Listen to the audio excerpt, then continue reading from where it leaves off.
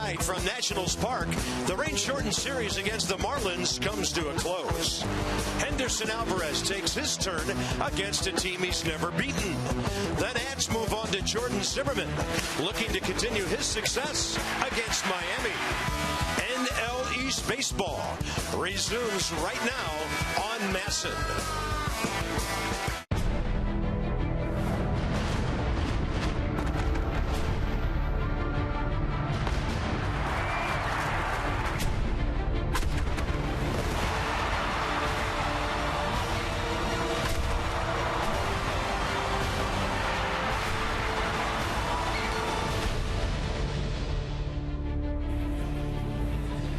Looks a little better around here than it did at this time last night. Welcome to Game 2 of what was supposed to be a 3-game series. It'll be abbreviated now, and the Nats will try to draw even tonight with a day off tomorrow, and the Texas Rangers coming in for the weekend. Bob and FP, Atlanta lost last night. Both teams gained a little bit of ground without playing. Interesting, though, the next time the Marlins will be here, last series of the season, could be some fun times then. Yeah, that doubleheader could mean a whole lot. Might be for the division. Who knows? Well, let's talk about Jordan Zimmermann. He's on the mound for the Nats tonight. He's really done well against Miami. In fact, he went the distance twice against them last year. Well, this year he had his shortest outing of his career. Remember, on May 9th, he lasted just an inning and 2/3. He gave up 5 runs on 7 hits. His very next start, though, to your point, he rebounded nicely and went 7 innings, gave up just 6 hits, struck out 7, gave up 2 runs. So we know the Marlins like to swing early against Jordan Zimmermann. Doesn't mean he doesn't throw his fastball early in the count. It just means he really has to locate it. That was the difference between his first 2 starts against the Fish. And I'm sure he'll have to choose how to work against Giancarlo Stanton, who single-handedly beat the Nats here on Monday night. Then there's Henderson Alvarez. He is 0-3 career against the Nats. The ERA would tell you he probably deserves better than that. He's kind of feast or famine guy, too. I mean, his fastball is 94 to 96. He's got a power changeup that'll average 91 miles an hour. He's a guy that when he's hitting his spots and down the zone is as good as anybody. And he had a walk-off perfect or no-hitter last year in Miami the last day of the season. He was in the on-deck circle while his team won the game. Yeah, that was pretty cool, and he is capable. He has thrown 2 shutouts this year. So Kevin Franzen making new friends and fans. Ian Desmond's in there every single day. Anthony Rendon, we're waiting for his bat to come alive. Span and the Nats against the Marlins straight ahead.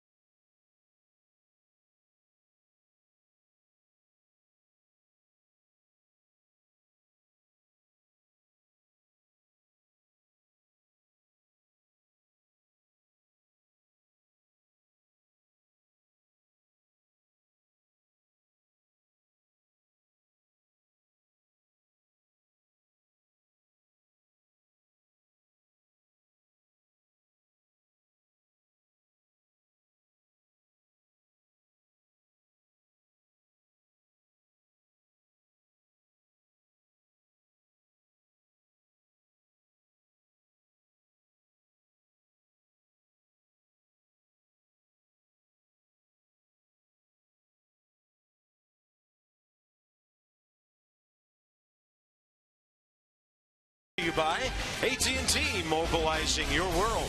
and by Ocean City, Maryland. Put your vacation days to good use in Ocean City, Maryland.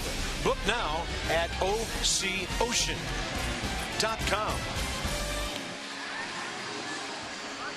Ready for some baseball. It's been 2 days. We are ready to get back at it here against the Miami Ball Club.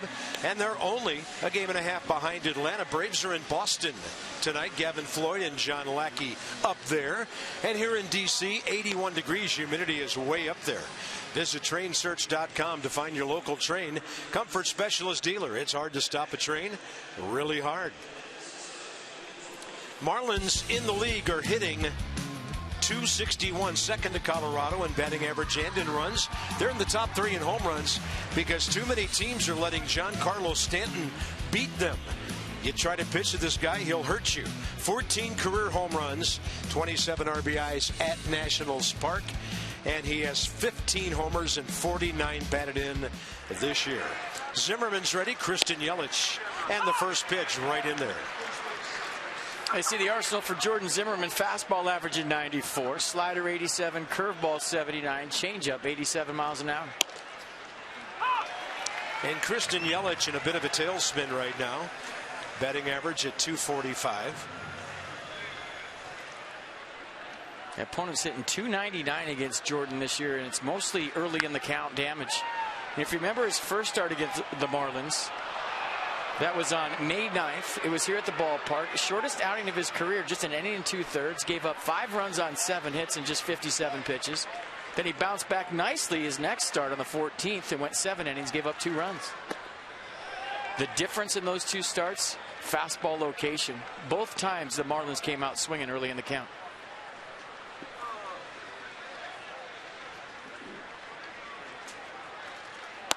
That's a fastball that crackles just outside. So the rookie umpire, Seth Buckminster, calling it ball 2. Jim Reynolds, Brian Knight, and the crew chief Field and Culbreth around the bases.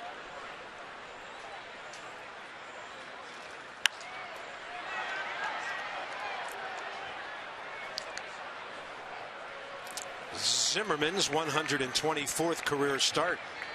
46 and 37, more wins than any other Nationals pitcher ever. 5 and 3, his 14th start against Miami.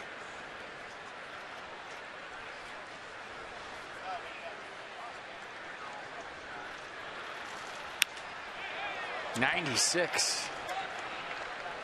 Jumping out of his hand here early.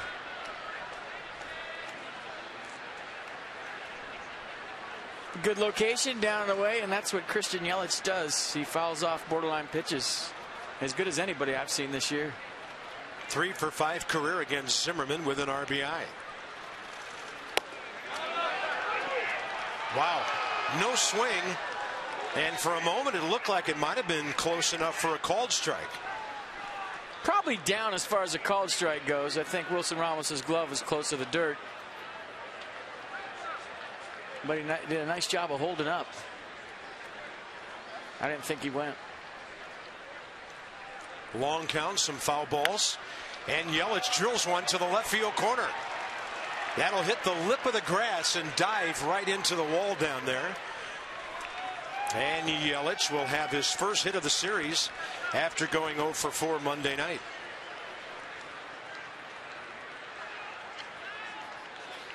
Well, that's just what he does against the Nationals especially. I mean, the more you watch Yelich play, the more you think, well, he's going to be not just a good major leaguer, but a great major leaguer, maybe even a middle of the order guy. As you look at the 3-2 pitch, hit down the left field line, and this one starts off with a leadoff double for the Marlins. Just watching him hitting batting practice today, in right center field over the curly W, he hit a ball up on the concourse, and I don't know that I've ever seen, I'm talking in this area up there, I don't know if I've ever seen anybody hit a ball that far in batting practice, up on the walkway. And the Marlins feel like he could be a 20-plus home run guy someday. He's only 22 years of age. 62 games in the big leagues last year. Next up is Derek Dietrich, the second baseman. 1 career hit against Zimmerman. It's a home run. Counts even, 1-1.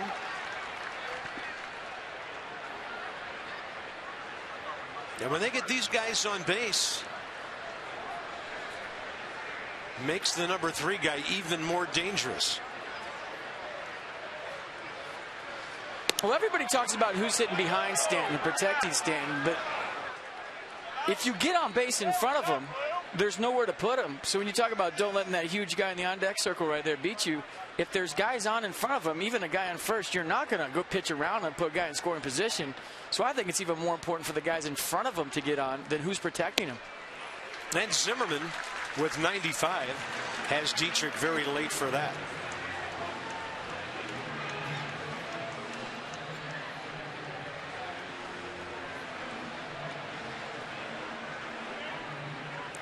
Warm, muggy night.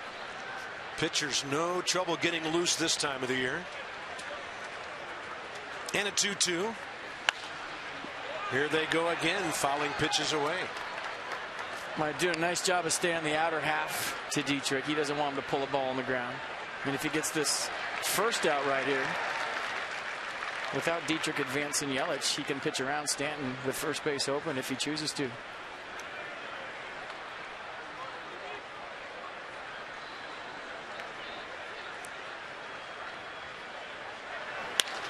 Out to short. With the ball in front of the runner, Yelich tried to go to third. And he takes the Marlins right out of scoring position by doing that. So Desmond to Rendon, 6-5. Well, young mistake right there by Christian Yelich. Rule of thumb is if it's hit to your right, you go back to the base. If it's hit to your left, you advance. That time it was hit to his right-hand side in front of him. And that's a thank you very much first out for the Nationals. The only bad part is Dietrich is on first base, and now you have to pitch to Stanton. I'd pitch to him. 4 fastballs off the plate and see if he gets himself out. Well, with your stuff, why wouldn't you pitch to him, Cart? I mean, you're nasty. I had a good baseball man tell me today that when this guy's up and men are on base, throw 4 off the plate away and see how you do. Now Zimmerman attacks some corners here. He may be ready to go away as he gets the count to 0-2. It's not like Giancarlo hits the ball out of the ballpark every time. Well, we thought Blake Treinen's two-seam fastball would suit up nicely against Stanton because you have to crowd him, and that's exactly what Jordan Zimmerman's doing so far. That ball out over the plate. He's going to kill that thing in the center field. Not where Ramos was set up. First and second, 1 out. Game plan right, execution on that last pitch. Not so good. Easy to say up here, hard to do down there, but you see Ramos reach across. But he was trying to bury that fastball in. He didn't want to leave it over. You see the reaction, slapping his glove on the dirt. I think Jordan knew he had him if he planted one more fastball in there. You know, and that's better than hanging a slider on 0-2. Yeah, at least it was down. The ball stayed in the park. Yeah, he can have the singles. Here's Casey McGee. And he slaps one to Desmond. Over to Franson. And a tailor-made 6-4-3 double play ball. So the Nats are out of the inning. A double, a single, nobody hurt. And the Nats will turn their 47th of the year.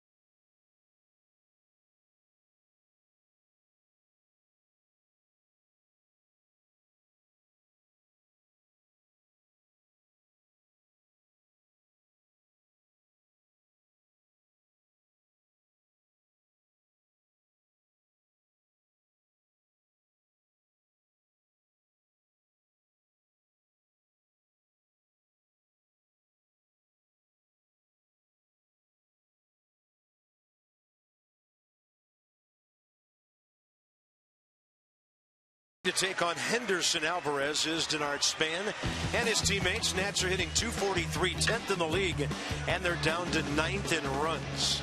Adam LaRoche came back with a bang the other night, 2-run homer, and against the Marlins, high average, plenty of base hits, and because of the home run and some others, slugging away. I see the arsenal for Henderson Alvarez. Fastball averages 94, exactly like Jordan Zimmerman. He's got a slider. Doesn't throw the curveball very often. And a changeup, a power changeup, 88 to 91 miles an hour. And watch his windup on the first pitch. This is something he does out of tradition. He's done it his whole career. He goes with the Ole Ollendorfer-ish windup. And it gets him a strike. Soriano-like-ish. And if he would do that 95 times a game, the game would be 3.5 hours long. I like it. A little flair. Nothing wrong with that. Span will pull it. 2 hops. Dietrich. Said the defense for the Marlins as I do the same motion while I say it as Henderson Alvarez. Yelich, Ozuna, Stanton in the outfield. Echeverria, McGee left side. Dietrich Jones right side. And Jared Salta Lamacchia behind the plate. That hurt. Here comes Rendon.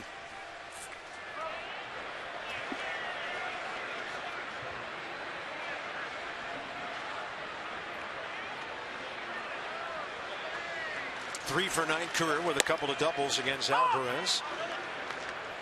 Who gets ahead? Henderson Alvarez making his 11th start.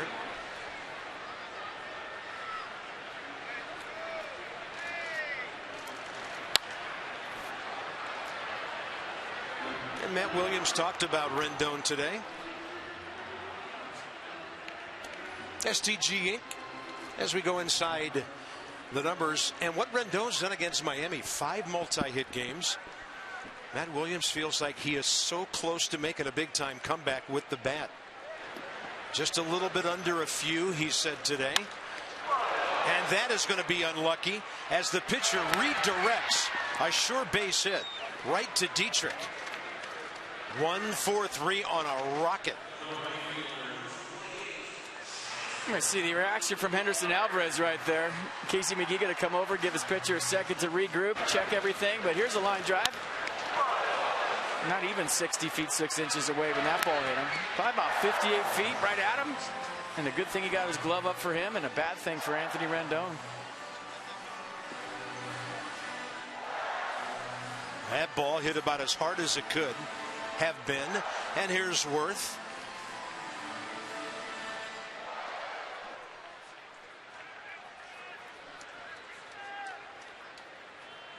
Jason is 2 for 9 career against Alvarez. Target away. Then he missed his spot and threw it right down the middle.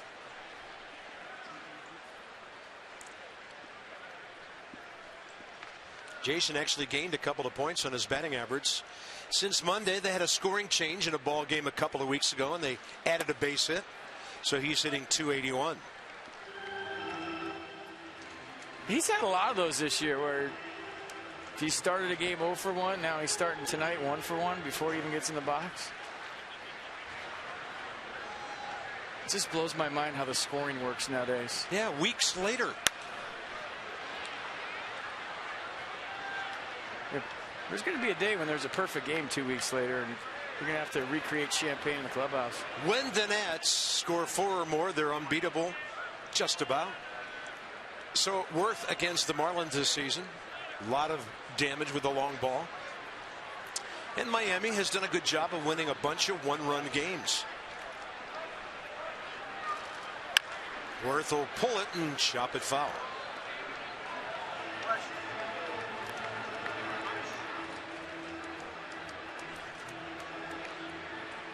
So better than an RBI per game against Miami. He was 1 for 4 with a flare to center that fell in Monday night. Up the middle. That is too hot to handle for anybody. And Jason Worth gets one through for a 2-out single. There goes a no-hitter, Harry style. And you got to love Jason Worth's two-strike approach right back up the middle for the first knock of the game for the Nats. Chopper off that dirt in front of home plate, picked up speed with a little top spin right back where it came from, and Jason Worth aboard. Right in front of a man who came back with a bang 2 nights ago.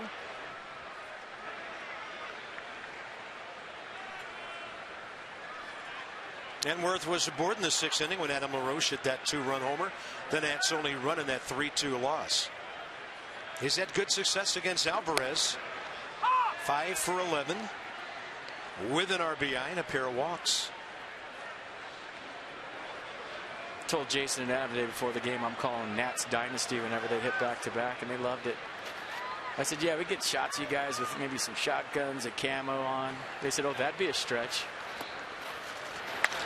That ball is roasted into right center. Worth will have to stop at second. Here they go. Back-to-back knocks for the Dynasty. Beard on second.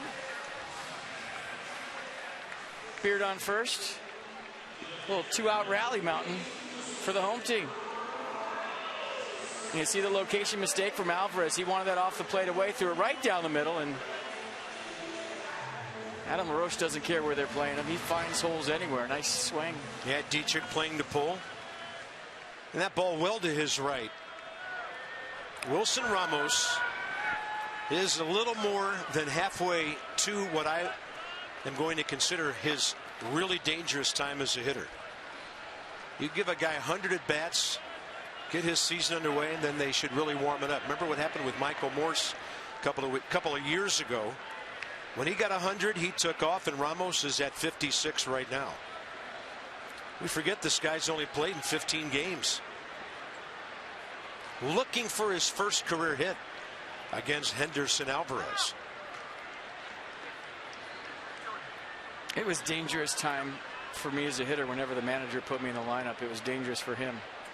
Well, you never knew how long it would take you to get those 100 ABs, and a guy like Ramos, any starter who plays every day, just looking for that rhythm. They start him with a breaking ball. Saltalamacchia with a block. I'll tell you what, he's hitting balls out of the ballpark today like he used to before he had the hamate surgery. He saw that, launching balls in batting practice.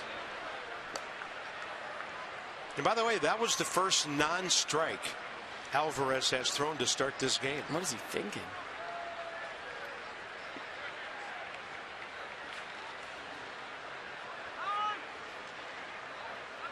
Now having a hard time getting together with Saltalamacchia with a runner at second base for the first time. Pretty good ratio. Yeah, 12 strikes and a ball.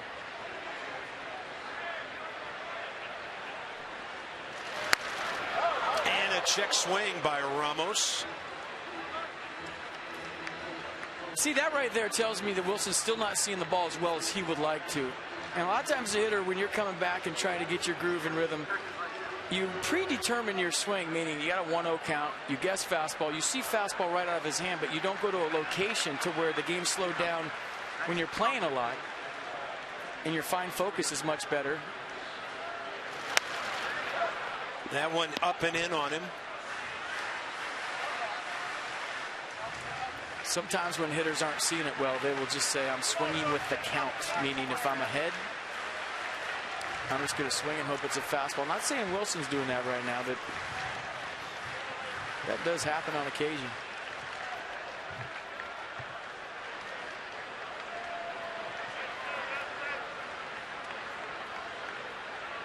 One ball and 2 strikes. That is inside and a good take.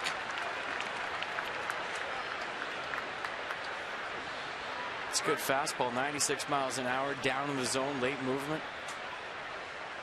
Ball jumping out of both starters' hands here early.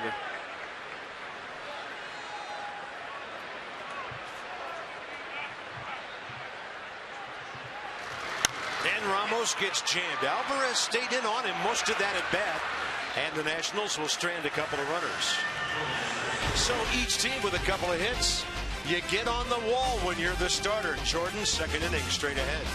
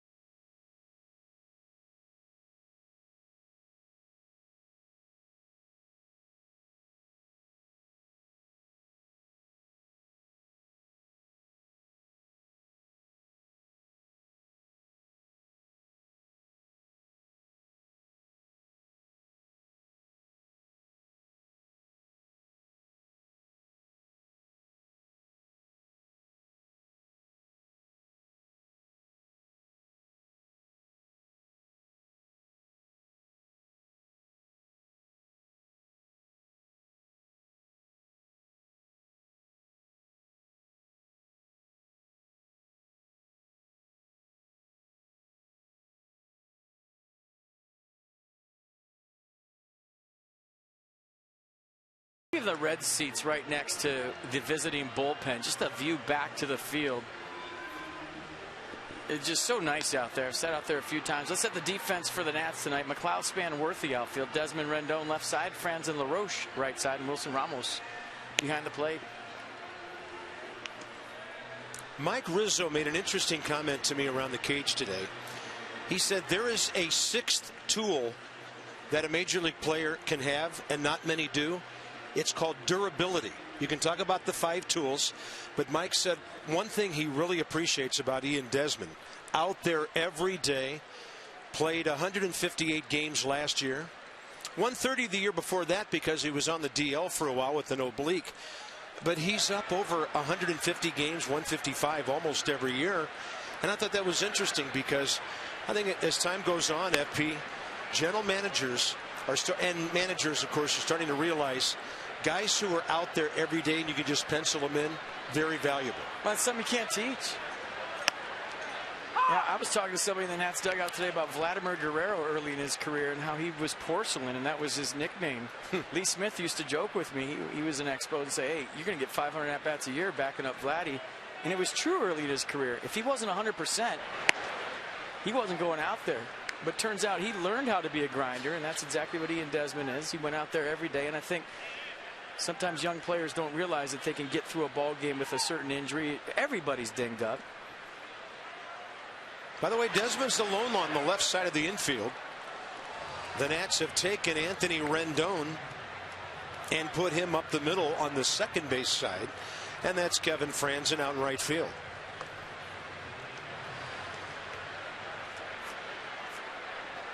Garrett Jones has been doing a pretty good job for the Marlins, hitting under 270.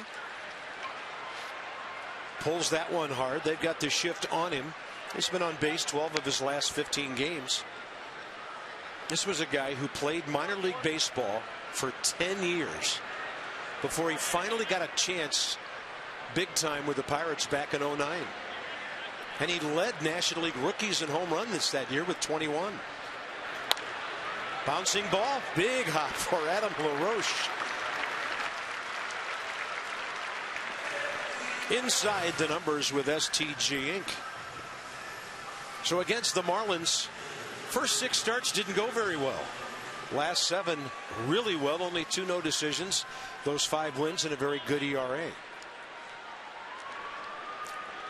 Throw in a couple of complete games from last year.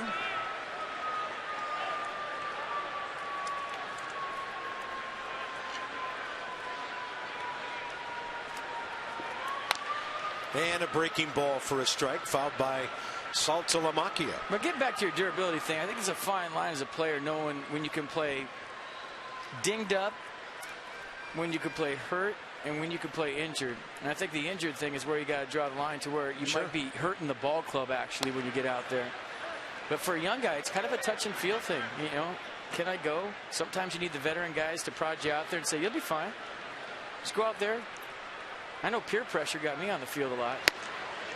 Swing and a miss on a heater upstairs. Good fastball, 95 up in his eyes as a left-handed hitter. That ball looks huge. Tough to catch up to up there. Exact same defense for Saltalamacchia as they had for Garrett Jones. Switch hitting catcher, 252 from the left side. And the foul tip just wouldn't stay in the mitt of Wilson Ramos.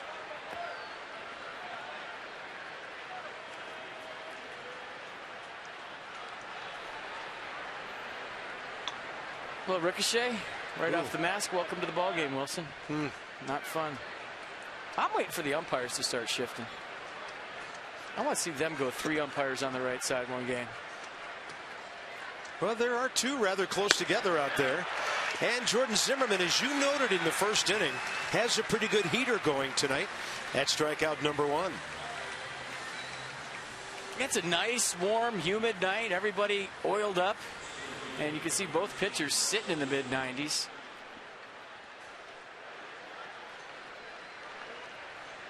Climbing the ladder. Bob, you're oiled up. You're ready to go. I am. I'm oiled up. You know, you take a night off. Yeah. And you feel like you haven't done a game in a week. Nice and loose, ready to go. Here's Marcell Ozuna. And the Marlins field, they're just tapping the surface with this guy. He has a 7-game hitting streak against the Nats. 12 for 28 over the last 2 seasons. And a ball that's out of the reach of Wilson Ramos and into the 3rd row. Sometimes the ball finds you. Yeah, did you see that? He took it off the back, huh? He took cover with both hands over his head and the ball bounced right in his lap. Go figure. It's your day. Absolutely it is. I had it all the way, guys. Flinch, not me.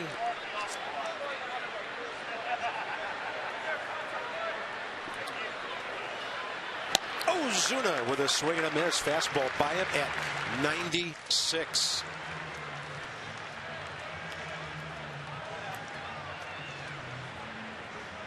A good location besides the velocity down the zone. Had him pulling off. Then the breaking ball stayed inside. Kind of a backup look to it. Ozuna's only 23 years of age. Signed with Miami back in 08 at the age of 17.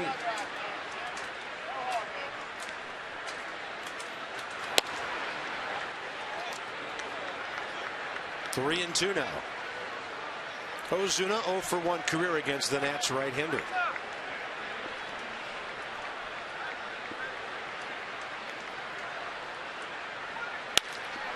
And that one is out to center for Denard Span.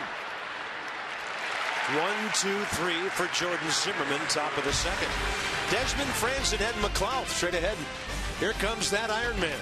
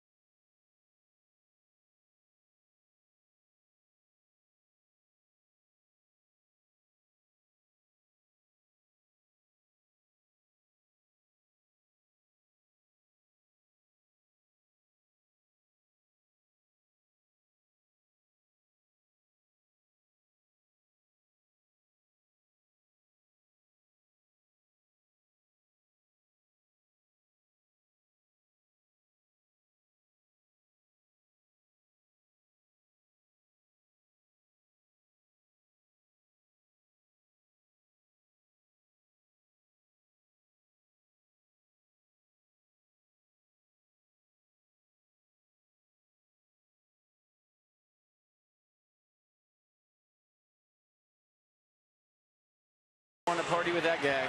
He knows how to dance. I wonder if he has socks on. If he doesn't, he'd come to the ball game on June 1st against the Rangers. The first 10,000 fans aged 12 and under will receive a pair of kids' socks. That's presented by the Potomac Nationals. Giveaway will be distributed at all gates while supplies last. Get your game tickets by calling 202-675-NATS or visit nationals.com/ticket/socks. I thought that was going to be bring your used socks to the ballpark. That would be fun. Yeah, I think only one gate would be open for that. And they might not tell anybody which one it is. Bottom 2nd, here's Desmond.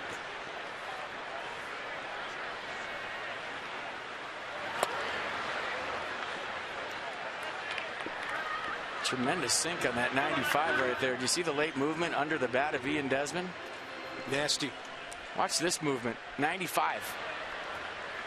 Split action almost at the end. And a breaking ball, and Desmond tried to stay with it. Ian's hitting .236, a heavy .236 with 9 homers and a team leading 29 RBIs. He's been on base 25 of his last 28 games.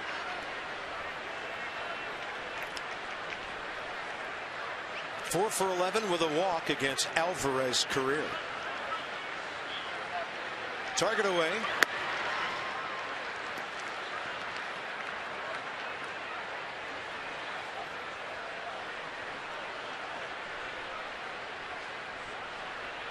And great career numbers against Miami.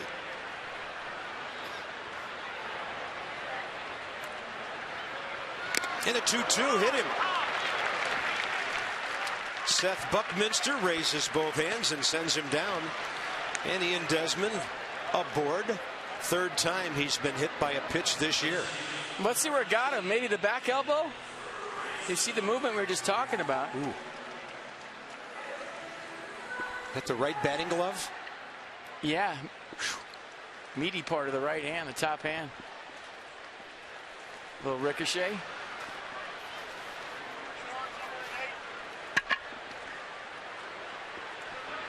Here's Kevin Franzen.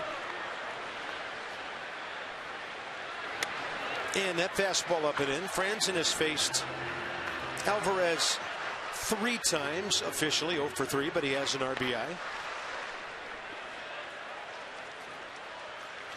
Got a pinch hit at bat in the 9th inning on Monday night. He was the last out of the game on a hot shot to short. There's a blooper, right center, and Stanton comes in to grab it, throws on the run, and out at first is Ian Desmond. Second base umpire Brian Knight rotating over to make that call, and here comes Matt Williams. Well, tough read for Ian Desmond, number one. That ball looked like it was dropping. Giancarlo Stanton just made a pretty awesome play. I mean, to catch that ball like he did, throw against his body, and to double up Ian Desmond, it's one of the better plays I've seen this year. Momentum going away from the plate, and Stanton has enough arm strength to double up Desmond. And like I said, tough read for Desmond. He's thinking if this drops, I want to go first to third, at least make it to second. Stanton on the run, across his body, one hot throw right on the money. Wow. Number 8 man now is Nate McLouth. Still, though, as a base runner, you don't want to stray so far that you can't get back. In that situation, you'll just take the 90 feet. All right, that hurts as McLouth gets one up the middle. And Nate McLouth has been on base 10 of his last 12 games, starting to collect some base hits. And that's big. It gets Jordan Zimmerman, a good hitting pitcher, to at least turn the lineup over here in the second. And when you're not scoring runs, you try to make things happen. I think that's what Ian Desmond fell victim to right there. Ball club struggling to score. He's thinking, you know what, I'm going to be aggressive. I'm going first to third if this ball drops, instead of, you know, if you're scoring runs and you're scoring 4 or 5 a game, you can relax right there and just say, well, I'm just going to make sure it drops, get to second base, and be okay with that.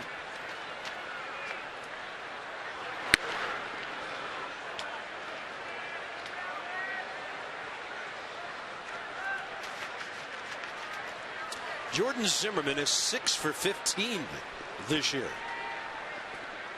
Career 184.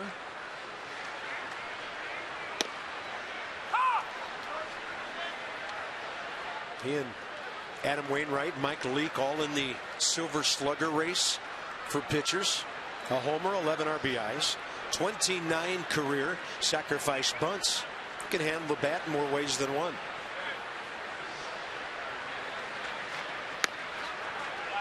And an easy take on a pitch way outside, 2-1.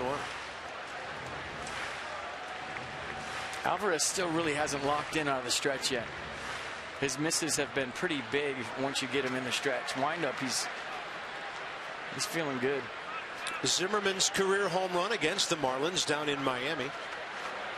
And that one's right off the end of the bat to the right side in Dietrich. Second straight inning, the Nats had 2 base runners. They lost one of them and were scoreless after 2.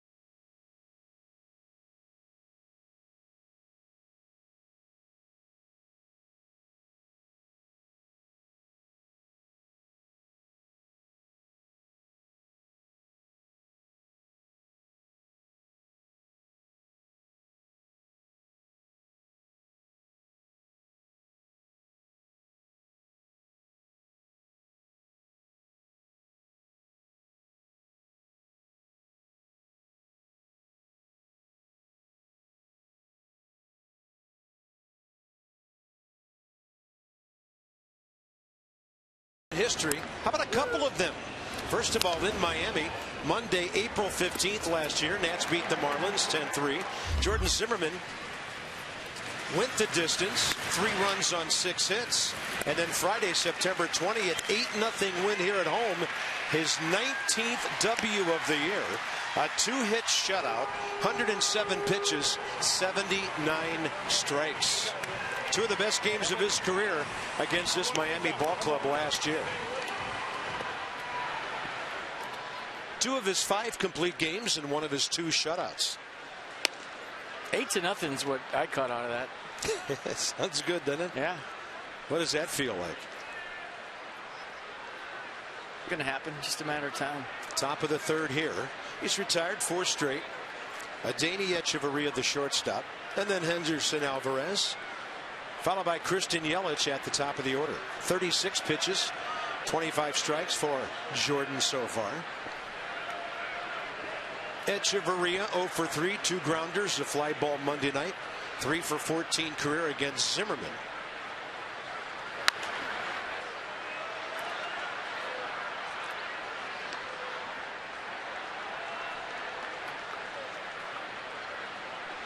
Another young Marlin, just turned 25 on April 15th. Originally signed with Toronto. That ball bunted in the air, and Wilson Ramos with a running catch. Then had to cradle it. Good range by the catcher.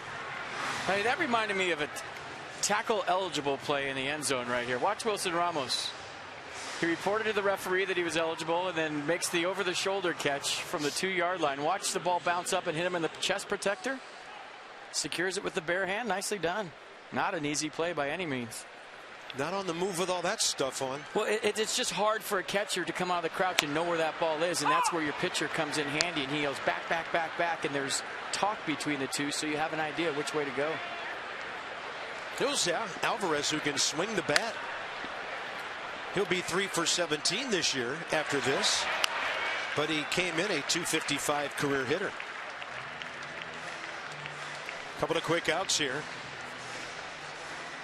It's time for your AT&T fan photo. Hashtag Masson fan photos for a chance to have it shown in a future broadcast. That's brought to you by AT&T.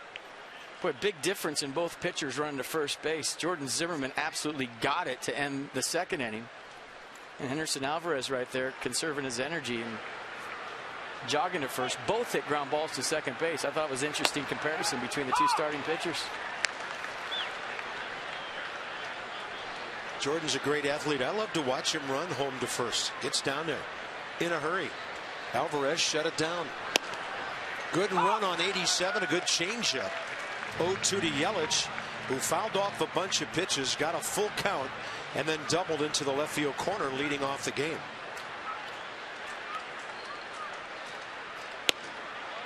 It's a good slider right there. Almost cutter action to it at 88.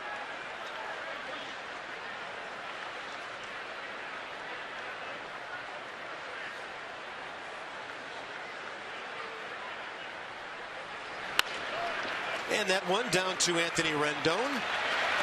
A BB across the infield. 7 straight, getting 8 outs for Jordan Zimmermann. And Denard Span leads off in a moment.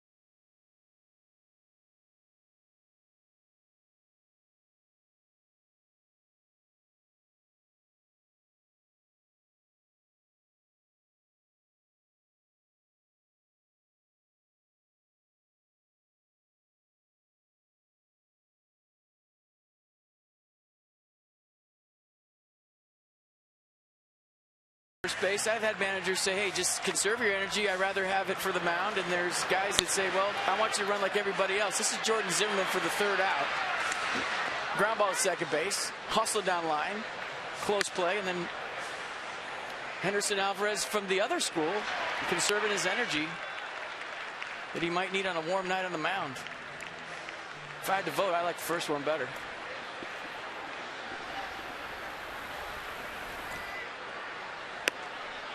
Fourth inning underway, or at the bottom of the third, with a fastball that misses off the inside of the plate. Denard Span pulled it first time. Ground ball to Dietrich at second base.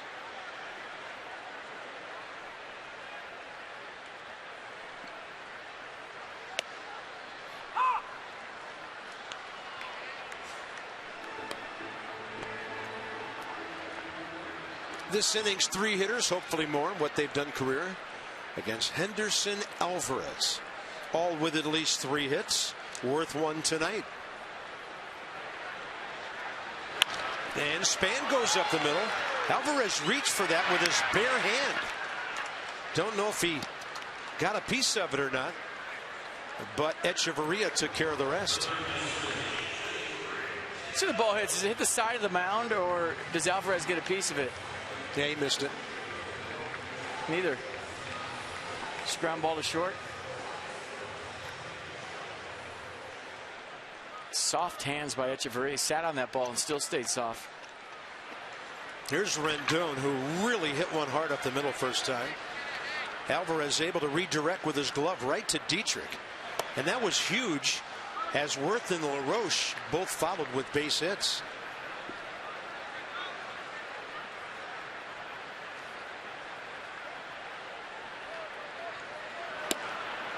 On the corner, 1-1. Alvarez, he just turned 24 April 18th. 5-6, 17 starts last year. Part of that mega deal involving Bonifacio, Buck, Burley, and Josh Johnson, Jose Reyes, who all went to Toronto back in November of 2012. That's a breaking ball high in the zone that strikes out Rendon. Alvarez, first K.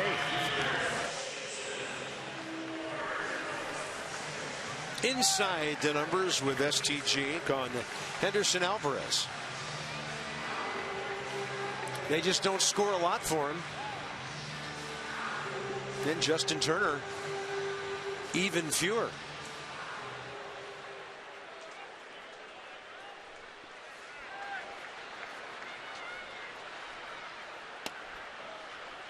That breaking ball must have been outside. I know it's the second football reference of the night, but you know how running backs tip the linemen when they rush for 1,000 yards? If I was a pitcher and I wasn't getting run support, and I did, I would do the same thing. Maybe buy the offense Rolexes. Get me some runs, you know. Give them some motivation on my day especially. I mean, you should have it every day, right? But I don't think Jason Worth loved this call. Let's see where it was on the Nissan pitch track. Bottom of the ball at the top of the box. Body language? No. And Worth will crack that one to right center. Giancarlo Stanton was playing him 100 feet off the line, and it was basically right at him. Nats go 1-2-3. Here come the middle innings. No score.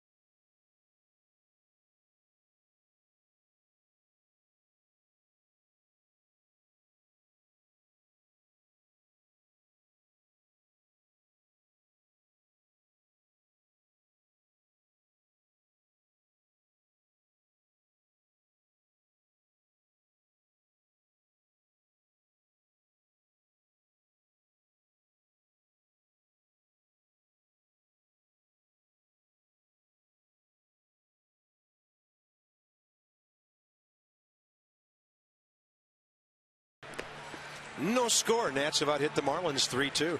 For the achiever in you, PNC Bank, with our minor league report, and we check in on 24-year-old Cutter Dykstra. Nats got him for Niger Morgan from Milwaukee back in March of 2011. And he's at AA Harrisburg, steadily climbing the ladder. RBIs, runs, on base percentage good, batting average almost 290. Cutter Dykstra out of Westlake, California High School. Well, if his dad was Nails, is he Thumbtack? And what do you call Nails' son? Brad. By the way, Nails' best nickname ever, I believe. At least in my book. And a drive to left. Well hit by Dietrich. On a hop to McLouth. That ball almost ate Nate alive. So a base runner for Giancarlo Stanton. And Dan Kolko has more. Good evening, sir. Good evening, gentlemen. I pulled a couple Nationals pitchers yesterday about Giancarlo Stanton and asked them what specifically about him makes him so tough, other than the fact that he's just a massive human being and can crush baseballs. Drew Storen said he really makes you pay for pretty much every mistake that you make up in the zone. Ross Detweiler said he has quick hands, and so he can cover pitches in, but also his long arms allow him to get to balls away. But both guys said that Stanton, what really makes him scary is that he's seemingly learning more about himself and getting more comfortable with each passing year. Detweiler had a great line. He said, I don't think he uses a bat made of real wood. I think he uses something from space. Well, he's got a flat finish on his bat. You just look at Detweiler. That's a great line. So would his bat be in the hitting zone as long as, say, a Pujols? Because that's always been his big thing. How much time the bat spends on that flat plane? I don't think anybody's got it as long as Albert in the zone. I mean, he gets his hands right there and stays through it. But the time it's in there, I mean, there's just so much generated. And they're trying to crowd him tonight, and they're trying to make him feel uncomfortable, and that's a good game plan. And he's uncomfortable because of the bugs in his face. You see him swatting everything away in this at-bat. He's facing the Nats, and he's facing the Nats. Target in again. Way inside, 3-1. He's walked 29 times this year, 5th most in the league. And he'll strike out his share at times. 55 on the year. That's 10th in the National League. 3-1, great slider.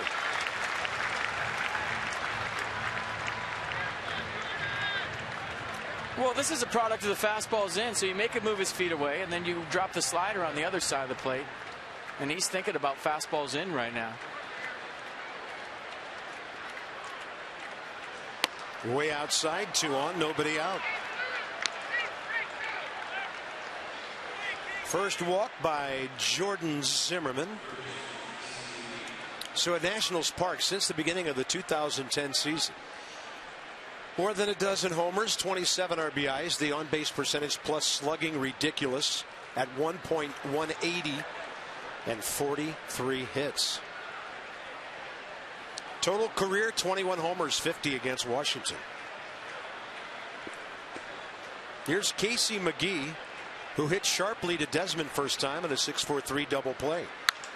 This time sharply to right. Dietrich around third. He's being held by Brett Butler. They got a runner trapped between second and third. Stanton went wandering. They got 2 runners at third base. And the Marlins just took themselves out of a bases loaded, nobody out situation. Only thing I can think of, FP, is Stanton assumed Dietrich was going to score, and that wasn't even close to happening. Yeah, he put his head down, didn't pick up his third base coach. Either way, thank you very much. First out here in the top of the 4th for the Nationals.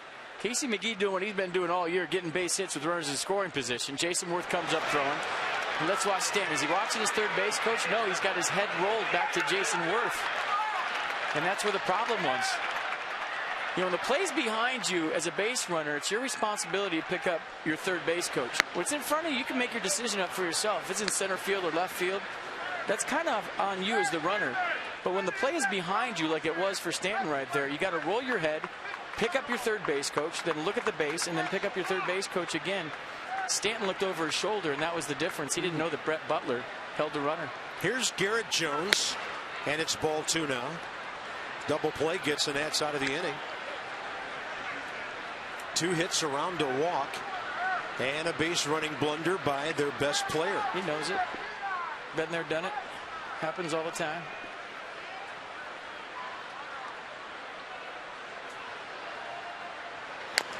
That's a chopper that hits Jones in the foot.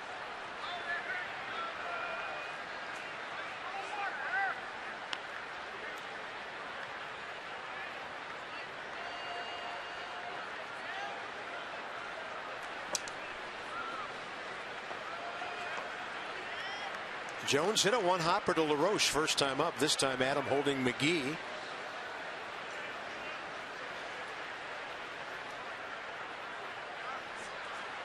And it's upstairs, 94. Counts even, 2-2. See what I'm talking about? Watch Stanton. Instead of looking at his third base coach where he should be looking, look at Brett Butler with his hands up, and Stanton looking over his shoulder at Worth. So Giancarlo thinking the play's going home and that Brett Butler sent him, but if he'd have looked at Butler, he'd have stopped a second. Baseball, base running 101 right there. Yeah. Pick up your third base coach, kids, especially when the play's behind you. And Dietrich was going to hold his ground at third. Nats did keep McGee at first on that play. 3-2 now. Marlins have 4 hits already. Jordan's been kind of hittable this year. Opponent's batting average .299 coming into his 11th start. And a 3-2 is really hit hard into right center. Worth over to cut it off. That'll keep Casey McGee at third. It's a long single for Garrett Jones, and Miami takes the lead.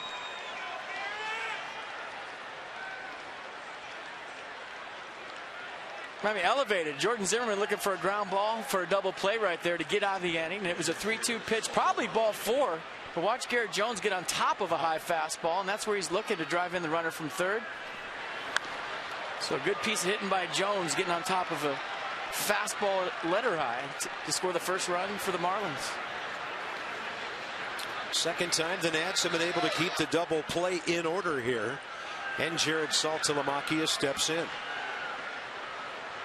He's bounced into 4 this year, and that's a changeup that faded away from him. Good first pitch by Jordan Zimmerman. 4 consecutive base runners for the Fish here in the 4th.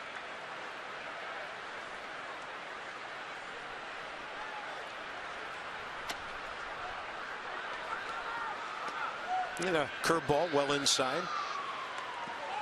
Counts even, 1-1.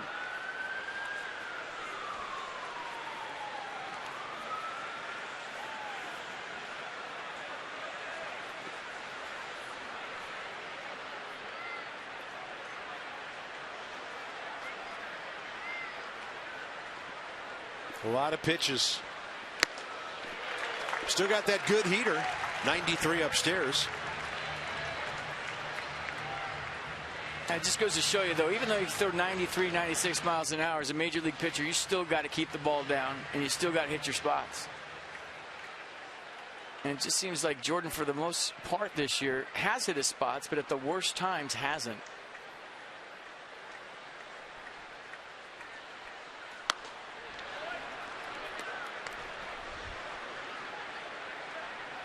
Well, the Marlins made him throw 19 pitches first inning, 17 in the second, 18 in the third, and a whole lot here. So third base McGee, first base Jones. That was Garrett Jones' 26th RBI. Swing and a miss on the changeup. An 87-mile-an-hour beauty. 2 down on strikeout number 2. And Saltalamacchia, the one batter, he has struck out twice. Might have been a slider. Let's check it out again. And the grip and the rotation. Yeah, just a little you're right. Slider down and in underneath the hands of Saltalamacchia. He can't pull him in enough. Subtle break, just enough for strike 3. Good pitch. Here's Ozuna.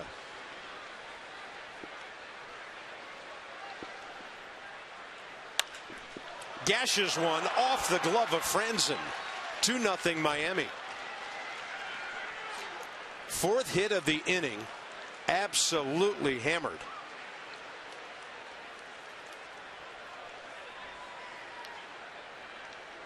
First pitch swinger, and I think he got what looked like a curveball at 80 miles an hour right out over the plate. Almost like he was sitting on it. Well, he wasn't fooled a bit. Let the ball get deep. Went the other way with it, up the middle. A little salute back to the dugout. Puts his team up 2-0. And that's his 32nd RBI.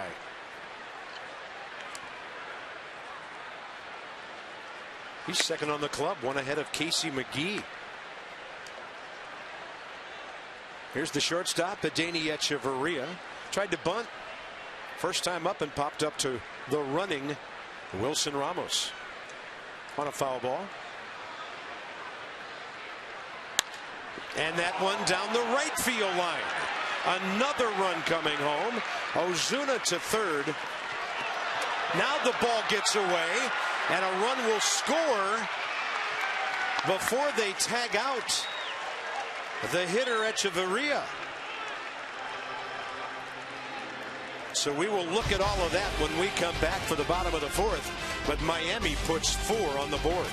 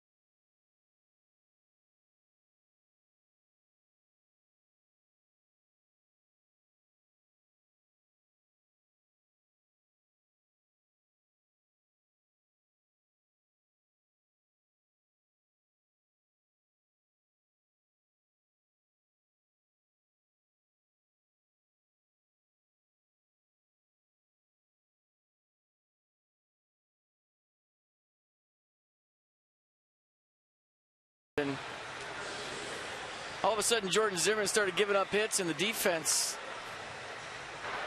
well, it wasn't good. You're definitely not going to put this one on the highlight reel for the 2014 season. Jason Worth just flips it back into the infield, and Kevin Franzen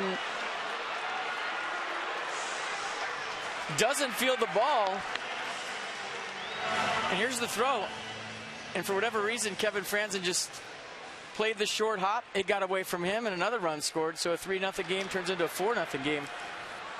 They gave the error to Jason Worth, but it could have went either way in my mind. 5 hits in the inning. And what kind of an inning might the Marlins have had without losing 2 runners on the bases? And on the row shot to the shortstop, Echeverria for the first out, bottom 4.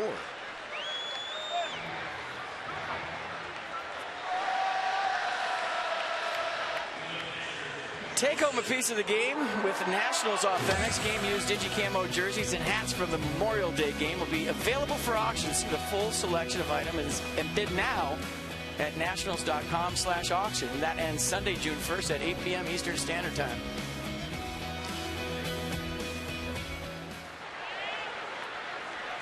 Bottom of the 4th, Ramos with 1 out. Alvarez a 4-run lead with which to work. And the Marlins have out-hit the Nats 7-3.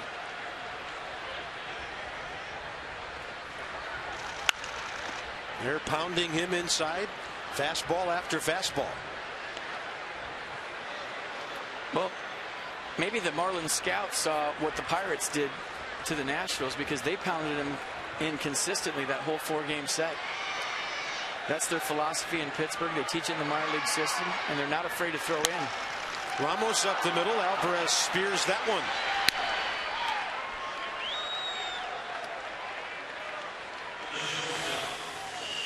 And now 6 in a row retired since the McLeod single back in the second.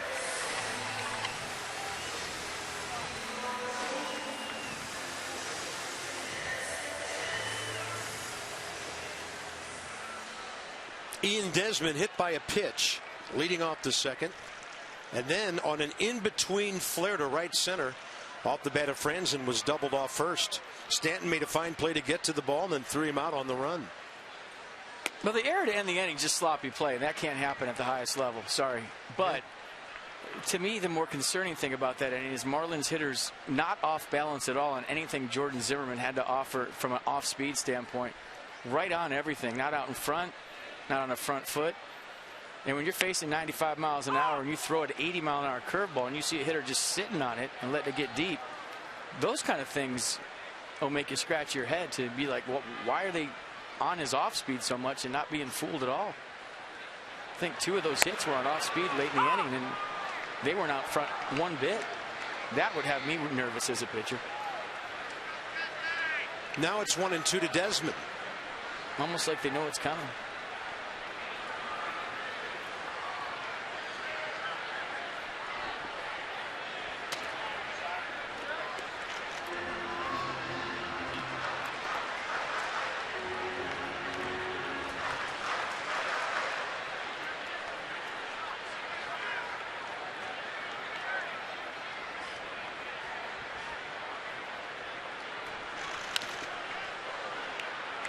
Well, you look at the top 6 hitters in this lineup with LaRoche back in there, Ramos back for a couple of weeks, Span, Rendon, Worth, LaRoche, Ramos, Desmond. It's a pretty good lineup of your first 6 guys. Just waiting for people to put some hits together. Breaking ball outside, a good take by Ian Desmond.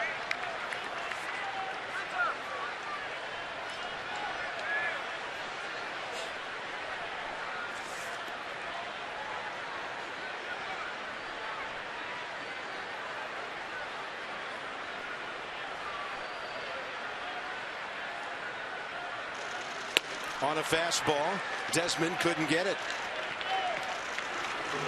That now would be 7 straight for Henderson Alvarez. He's enjoying a 4-run lead. 5th inning coming up.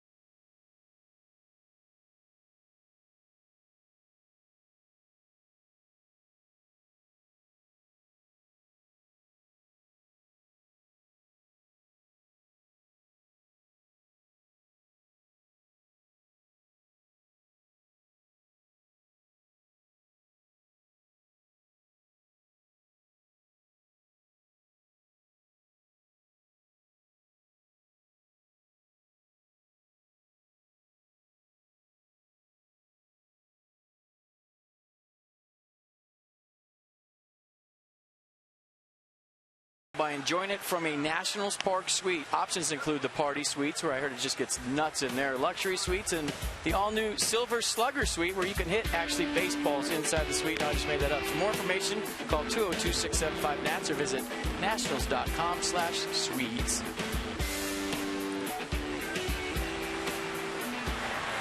To the 5th, 66 pitches, 44 strikes. But Jordan Zimmermann's given up 4 runs, 3 earned, on 7 hits and a walk. Facing his opponent, Henderson Alvarez. Hard hit. Nice play. Rendon to his left. Plenty of time to stand up and throw out the pitcher.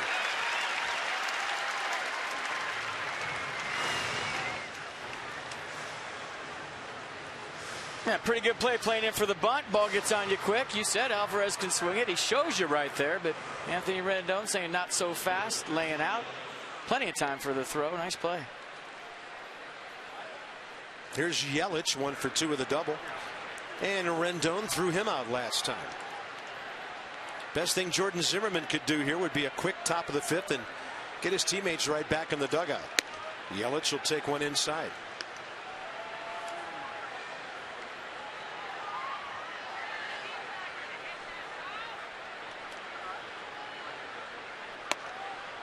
Second time around's been rough for Jordan, and tonight no exception. They had 5 hits plus a walk second time around the order, and that ball hit pretty hard into right, and again it's off a pitch in the upper 80s. Yelich 2 for 3.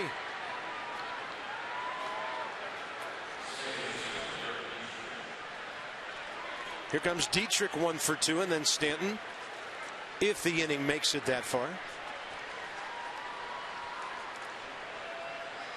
Yeah, it's 7 stolen bases. He's been caught just 1 time. Yeah, and that's half the Marlins total. They're not a running team. 14 steals, the fewest in the National League. I'm sticking to my young Sean Green comparison with Yelich. I think he reminds me a lot of him. It's a good call. And those 14 stolen bases, the fewest in all of baseball. I think Miami's got a couple of guys that'll develop into speed guys. Yelich already there probably. Echeverria, the shortstop. Maybe Ozuna when he figures a few things out. They have a chance to be really good for the next couple of years. It's that big blow dealt to him with the Jose Fernandez elbow thing. So unfortunate for that organization and for baseball in general. And by the way, the Stanton contract situation has to be addressed. He is signed through this year.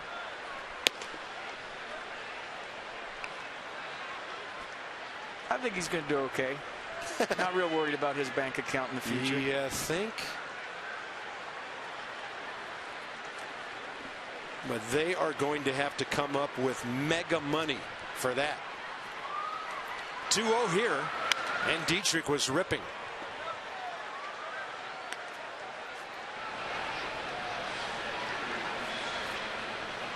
Ross Detweiler warming on a night when Zimmerman's the starter, and he has 1 out in the 5th inning on 74 pitches.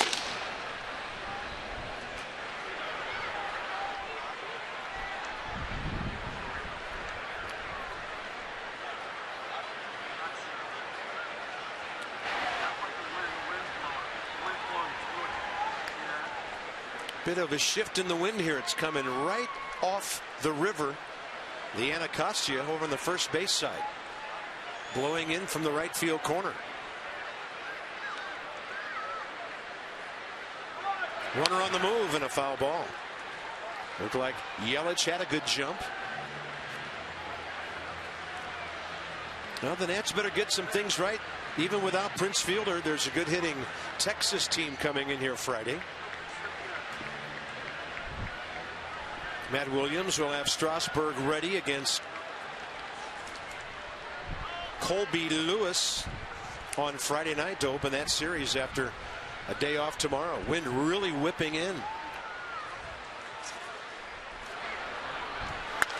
And a bouncing ball right side. Franzen right into the runner. That was interesting. Was Desmond being taken off the bag by the runner? He might have made a tag there. But see, that's just another example of because the offense isn't doing what they want to do, and you've already given up 4 runs to maybe taking a chance that you normally wouldn't have taken. And Franzen making a beautiful play going to his left. decides to get the lead runner. And it was bang, bang at second base. And Desmond had to hang in there. Nice play by both guys.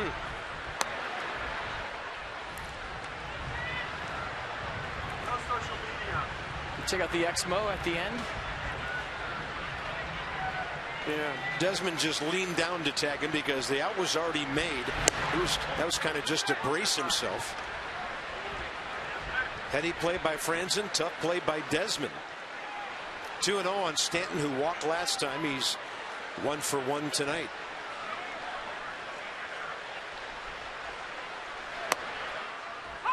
Breaking ball to the outside corner to get a strike.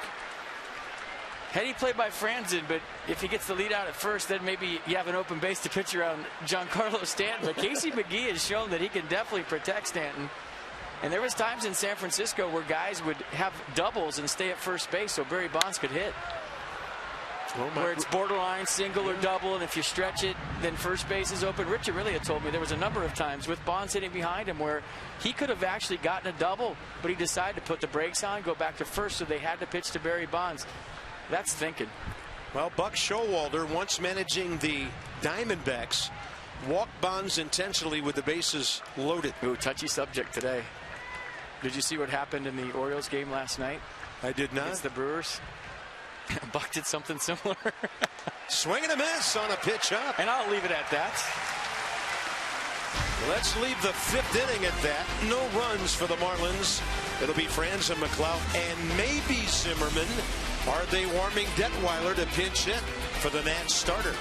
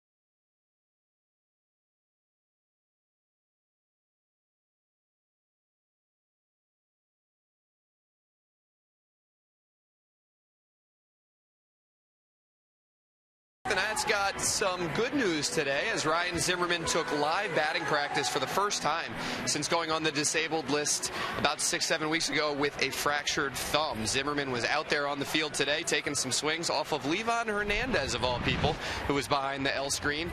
Zimmerman also fielded grounders at third base, but it was really when he was taking those swings that you could tell the power was still there at the plate as Zimmerman crushed one ball to the last row of red seats in left center. He really looked good in the cage today. The Nats are going to continue to progress Zimmerman slowly through his rehab, but if he doesn't feel any abnormal soreness in the next couple days, he could be closing in on a rehab assignment, guys. The Nats still say they're going to try and work him in, maybe a little at third, maybe a little at first, maybe in the outfield. They're not entirely sure, but he's getting closer to returning to the Nationals. He's ready. Call him up. Thank you, Dan Coco, and that's our FCA sideline report.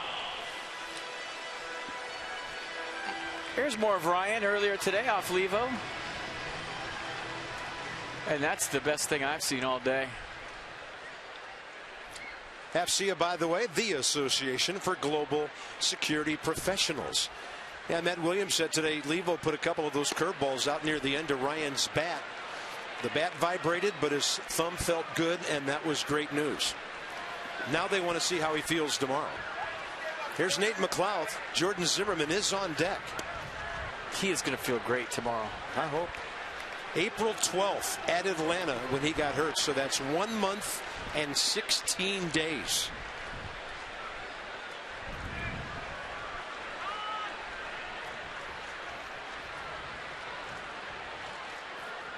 Nate McLeod, a well-hit single up the middle, first time.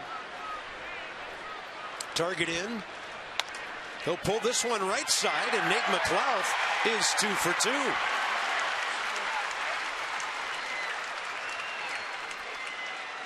2. Nicely done. Second hit of the day. Getting on top of the baseball, keeping it out of the air, hitting it hard on the ground. And that'll finish Jordan Zimmerman as the Nats will now go to Tyler Moore, pinch hitting. Yeah, run back fastball right down the middle. Stayed with it, started at him. Got a lot of plate. Nice swing. So Zimmerman gone after 5 innings, 8 hits, 4 runs, 3 earned, 3 strikeouts, a walk. 80 pitches, 53 strikes.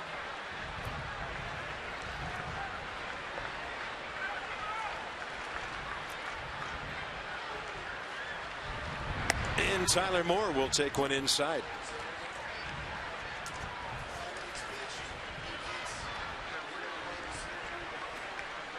First career at bat for Tyler against this right-hander.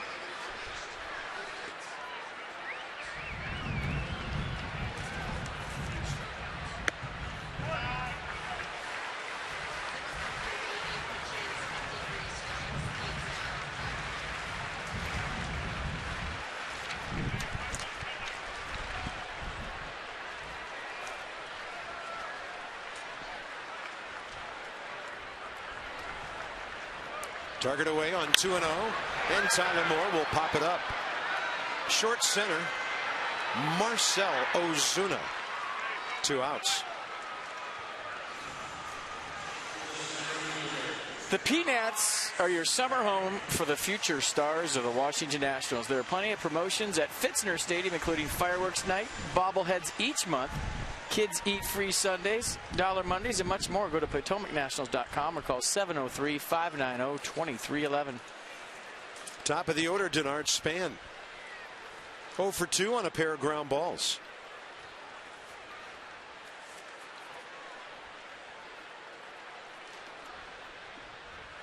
Got a base center cut fastball there to turn it into a base hit.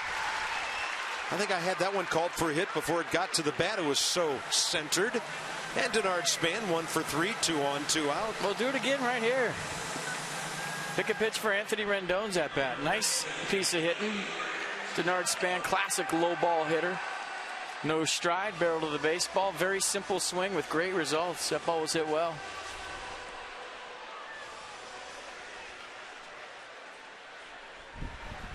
Rendon has hit it hard once, and then on a call he didn't like, called out on strikes in the 3rd. One swing, you got a ball game. And a breaking ball was sitting up. That's in short left center, though. Wind pushing it over toward the left fielder, but Ozuna made the early call and makes the catch. The Nats a couple of hits. They've stranded 5 for nothing after 5.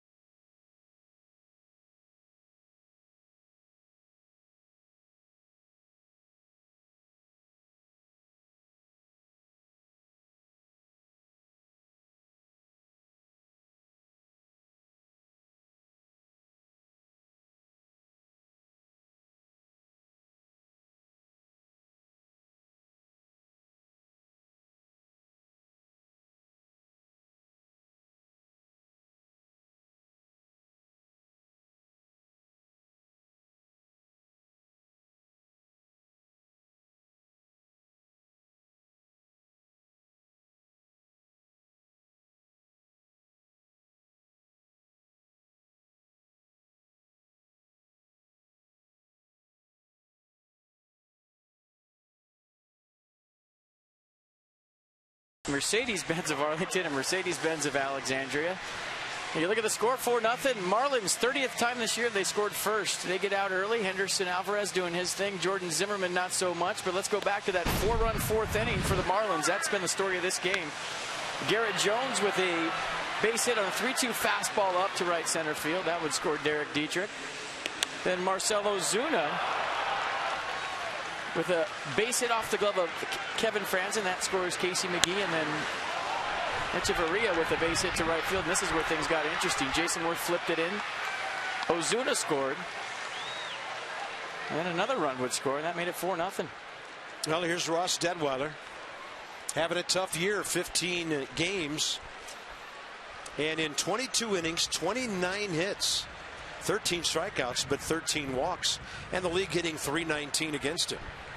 First hitter, Casey McGee, who is 1 for 7 career with a home run against Ross. Pardon me, 1 for 5.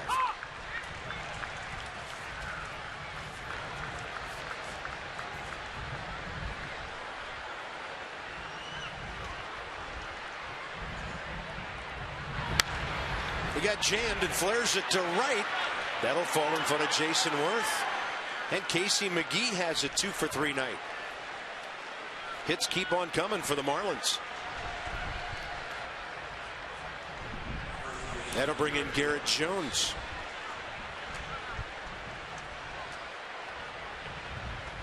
Jones against Detweiler, 1 for 1. He has an RBI hit tonight and 26 RBIs.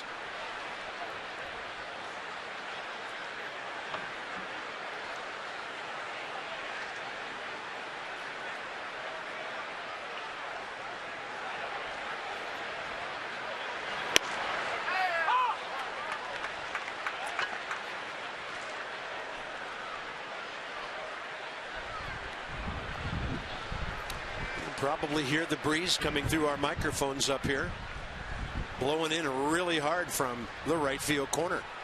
0-1 pitch, and that's well off the plate inside.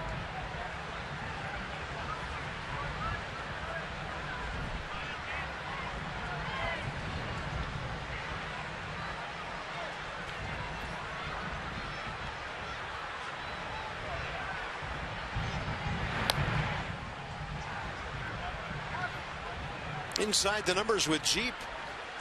On Casey McGee, he has 1 home run this year, but he's driven in 31. Played in Japan last year, hit for a lot of power. When he gets a couple of hits, they're almost unbeatable. I wouldn't call him the key to the ball club, but those are interesting numbers. 4.63, but no, safe. Couple of long throws, Franzen and Desmond there to get the lead runner. Kind of weird. Casey McGee didn't slide, and he ran right into Ian Desmond, and sometimes umpires can call a double play on that. Let's check it out again and see if what I saw initially was right. Good feed by Franzen, and let's watch McGee together. He had to freeze on it, but then he stays right in the line almost. Maybe peeled off at the end. And it was bang bang at first base. Good hustle by Garrett Jones. Yeah. Jim Reynolds made the right call, safe. Here's Saltalamacchia. And a Detweiler fastball, 95 on the inside edge. Saltalamacchia 0 for 1 career against the Nats left-hander.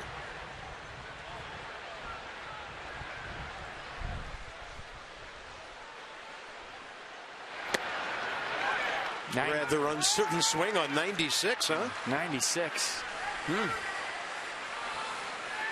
Kind of been waiting for that all year. Gio Gonzalez, Tanner Roark liking the 96-mile-an-hour fastball from Ross Detweiler. Just go out there and let it rip. Come out of the bullpen, and that's the fun part about being a reliever, right? You don't have to pace yourself. Come out and let it fly. And tonight, Ross Detweiler is doing just that, 96 miles an hour. You know it's in there. We've seen it before. But I think if you talk to pitchers, you have to be confident to let that thing go like that. And right now, Ross Detweiler's letting it eat, 96 miles an hour. 1 ball and 2 strikes with 1 out.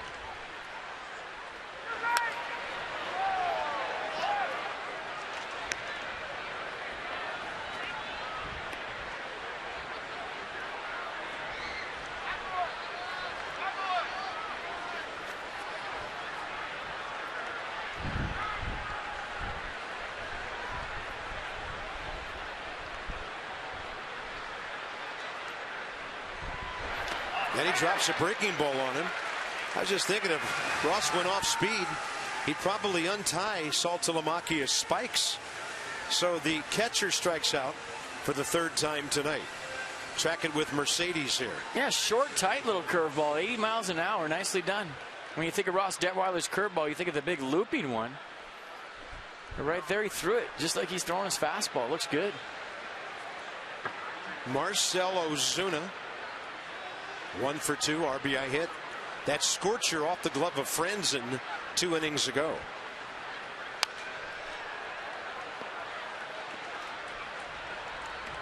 This guy kind of reminds me a bit of Starling Marte with the Pirates.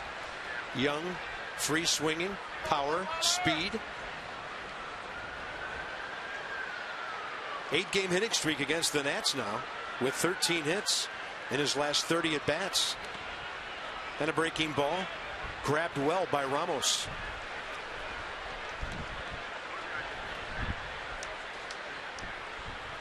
By the way, in Boston, bottom of the 4th at Fenway, Braves 2, or rather Boston 2, Braves nothing. I was thinking of the Boston Braves. That's where they started before they went to Milwaukee. So it's Boston 2, Atlanta nothing, 4th inning there. It's 2014, Bob. Come on. I know. I went Phil Wood on us though. I'm sure Phil looks at the scoreboard and says, hey, the Braves are playing the Braves. That man knows more about old-time baseball than anybody I've ever seen. 1 ball and 2 strikes to Ozuna. And a ball hit well out to center. Span stalking it, and he grabs it while rolling to the ground. Nice play. Denard Span. There's some wind currents in that outfield right now. And up on the Potomac, a little breezy up there as well.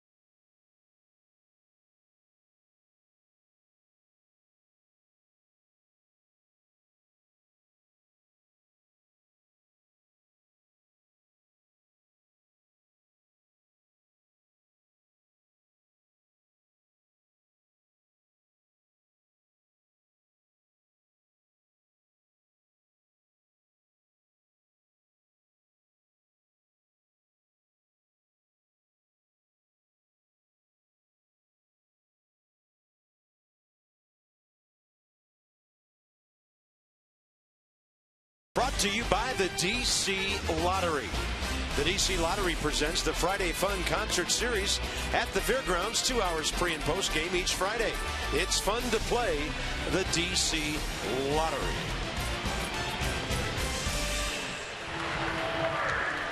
Bottom of the 6th inning. Not late just yet, but when you're down 4, urgency needed. And for the Nats, it'll be 3, 4, 5 worth. LaRoche and Ramos after Span made that outstanding play. And Chris Hatcher, this is interesting. Henderson Alvarez out of the game after just 62 pitches. You figure something's got to be going on. He was pretty much in command, had given up 5 hits.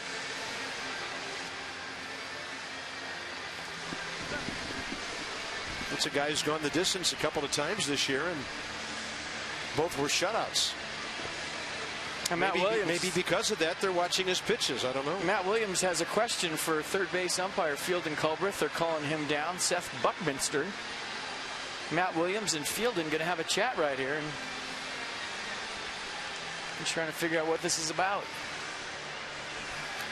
Alvarez didn't walk a batter. He hit Desmond. Struck out 2. No runs on 5 hits in 5 innings. It has to do with the lineup. And now Mike Redmond coming out. Somebody hit out of order last inning for the Marlins.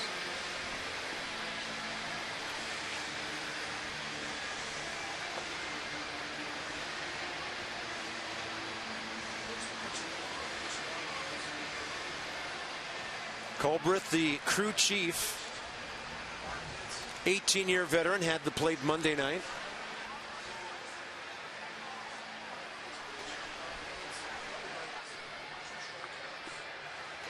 Then a fairly animated conversation here.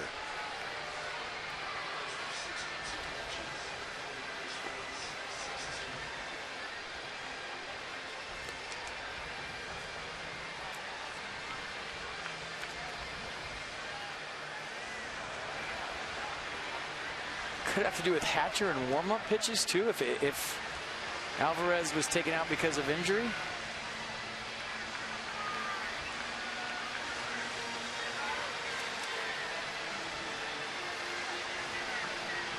Interesting.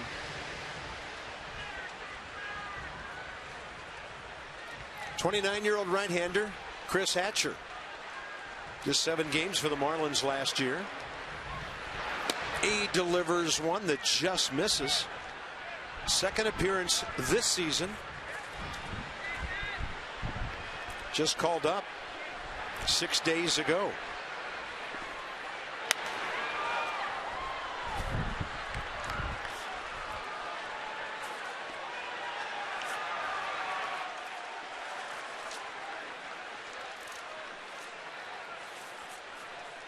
Against Hatcher, Jason Worth, 1-for-1 career with a double and a walk, and that's a breaking ball outside.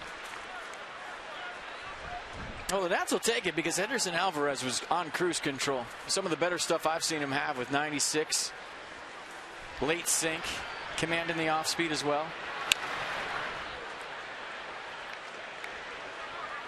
And there's something going on that we don't know, and we'll let you know as soon as we find out.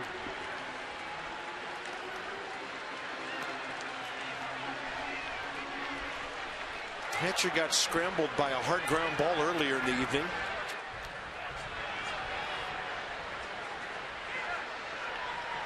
And a 2-2 to Worth is popped up into short right.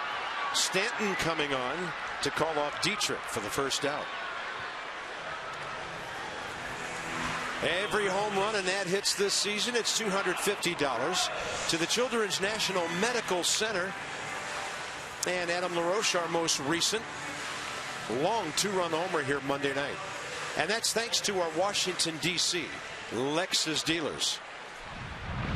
It was a bomb. It's a fartator, upper deck, right center field.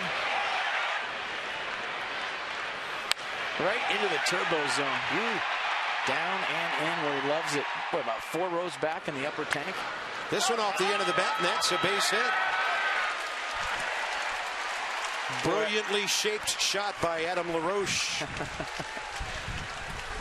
Boy, I guarantee you, if you run down there and ask him right now, he wishes he could do that on purpose more often, because that beat the shift every time. See the shift?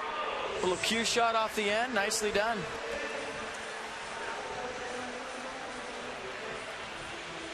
Just take your time, Adam. No need to push the quad on that. And tonight, he's 2 for 3. Here's Wilson Ramos. A couple of comebackers. The last one was a pretty good reaction by Alvarez to grab it and throw him out. Henderson Alvarez fielded his position well tonight.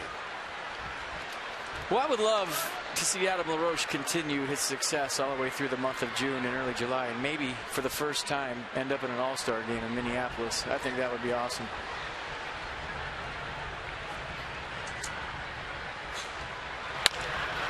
Nicely done by Ramos.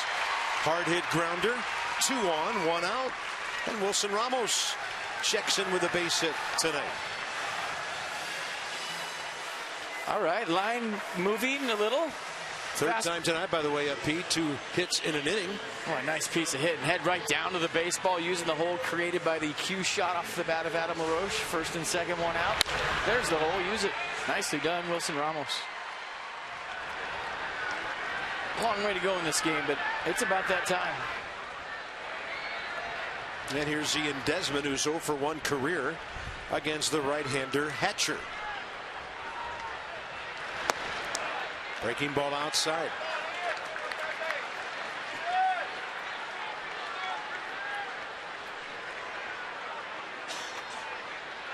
Ian's been hit by a pitch and struck out.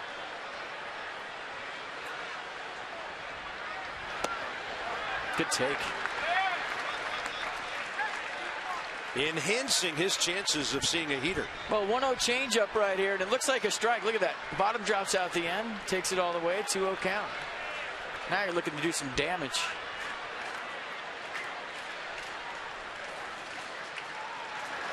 There's the fastball, but it misses away.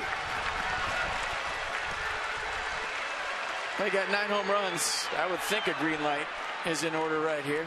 Sure.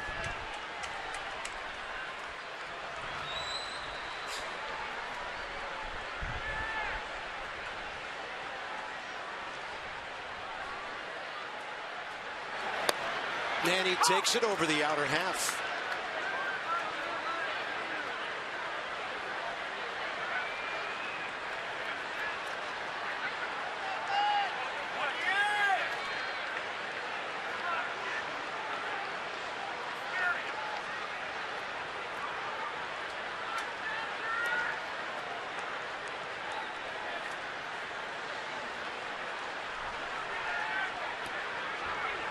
Boy, I'm watching the wind. One pitch is blowing straight in from left. The other pitch is blowing straight in from right. It is swirling right now.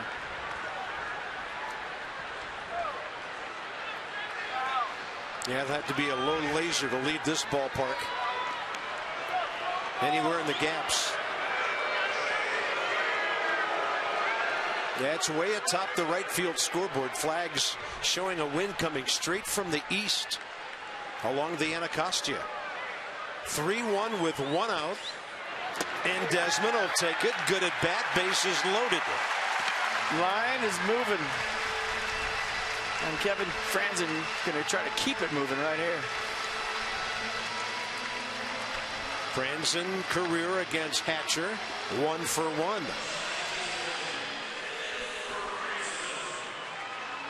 The last thing you want to do with a 4-run lead is walk somebody. And Nats have the bases loaded, and they're looking to cash in. And with the pitcher spot now just 2 hitters away. And wow. A quick visit here by Chuck Hernandez, the pitching coach. They're getting their bullpen revved up in a hurry. Showing very little patience here with Hatcher. Dan Jennings, left-hander throwing. And meanwhile, the Nats get their bullpen busy because the hitting spot of Detweiler's only 2 batters away now.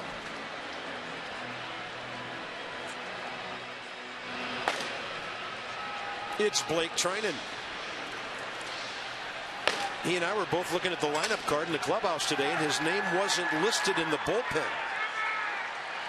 I said, "You are available tonight, right?" And he said, "Of course I am." Good hack by Franzen right there. Got a first pitch fastball. Nats are hitting .210 with runners in scoring position this year. And what that does for a ball club is you have a tendency to try to do too much. Even Matt Williams just talked about the guys filling in, feeling a responsibility to do more than sometimes they're capable of to prove their worth on the ball club. Right now, Kevin Franzen just needs to keep this line moving any way he can. In time given.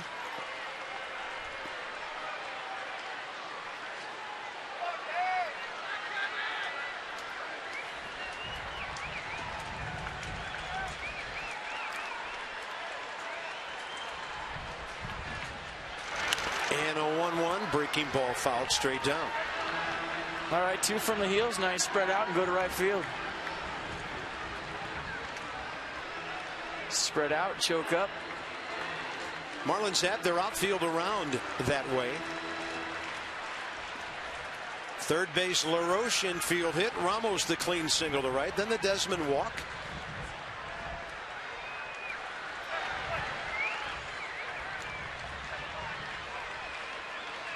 And Franzen strikes out on a ball diving on him. 2 down. This inning will be up to Nate McLouth, who has 2 hits tonight. You see the slider? Tried to slap it to right, swung over the top, and now the line moves to Nate McLouth, who's 2 for 2 tonight. Trying to pick up Kevin Franzen. And facing Hatcher for the first time.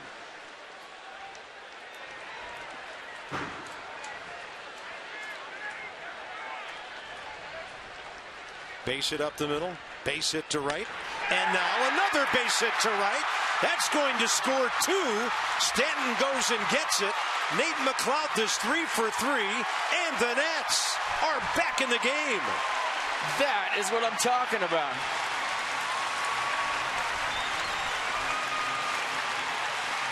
Well, we've been saying be patient. Nate McLouth can hit, and it's starting to happen. 3rd hit of the night, 2 RBIs. And for a ball club that's hitting 167 with runners in scoring position with 2 outs, this hit is huge. And you see where Stanton's played McLouth way over in right center field. That allows Bob Henley to score Wilson Ramos easily. And he thought about Ian Desmond too, but a clutch 2-out double from the Nats 8-hole hitter, Nate McLouth. Nicely done. Got a ball game. Nats will use Danny Espinosa here, saving Greg Dobbs for later, and Matt Williams probably knew as soon as he sent Espinosa up there they'd make a pitching change to go to the left-hander Jennings. Well, that turns Danny around from the right side, where he's been better this year. This call to the bullpen package by the UPS Store. Your one-stop shop for all your small business needs. Let us handle your mailbox service needs. We love logistics.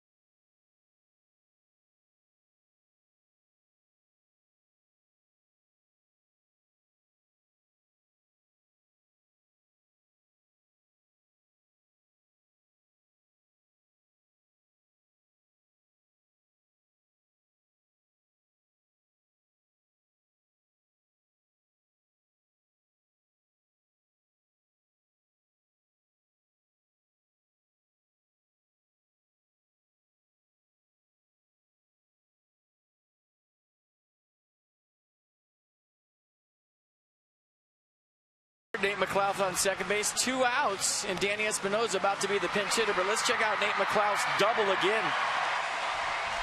You see the contact point out in front early in the season. He didn't have his timing. The ball was getting deep. There was a lot of fly balls to left field. Now he's playing more, starting to become more relaxed. And you see the speed of McLouth getting into second base. And now Danny Espinosa is going to hit from the right side, his stronger side. Yeah, good move by Matt Williams here, forcing the hand of Mike Redmond. Danny Espinosa, career against Jennings, 1 for 3 with a double.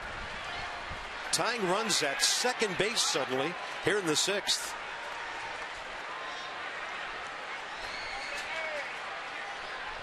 Target in. And that was off the outside edge, ball 1.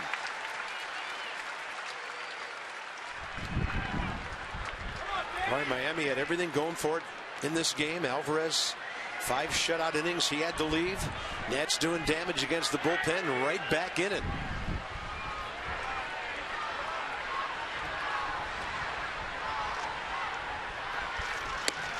And that evens the count, 1-1. It's a slider right there from Jennings. He'll go fastball, slider. Threw a changeup last year. They don't have any down this year. Fastball averages 93. Slider 83.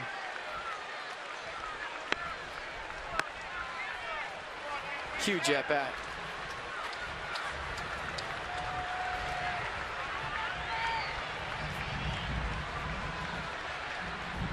Target away.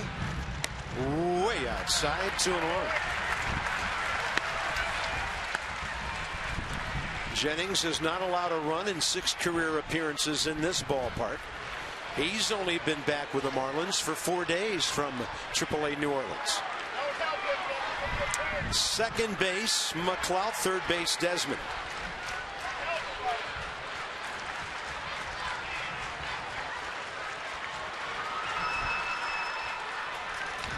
And Danny Espinosa takes that one way inside, ball 3. Seeing it big. Anytime he's a pinch hitter, you come off the bench, the more pitches you see, the better.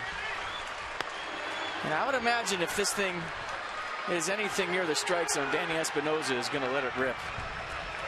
He does not get cheated from the right side at all, ever.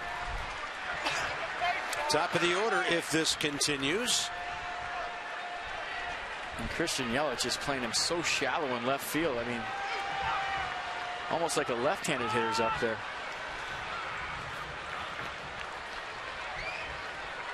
Look how shallow Yelich is. Yeah, he's looking like he wants to throw out Nate McLeod. Good luck with that with 2 outs.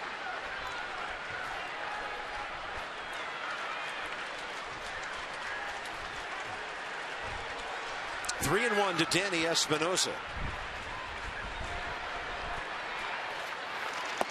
He takes the walk and the bases are loaded.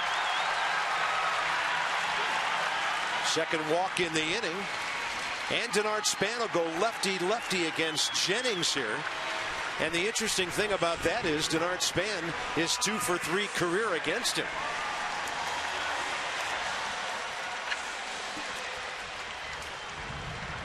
Base hit last time, pulled it to right.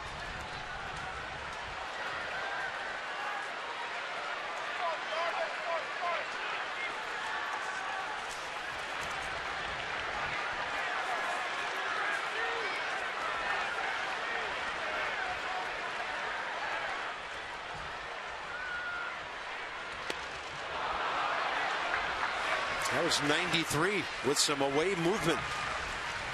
Wait, Nat's just looking for that big hit to break something open. And you want to know how you turn that whole runners in scoring position thing around? Well, number one, you get healthy, but number two, you get the big hit. Now the whole dugout takes a collective deep breath and relaxes, and it's not as big a deal as you make it in your head. But you just need that one breakthrough knock to have everybody else relax.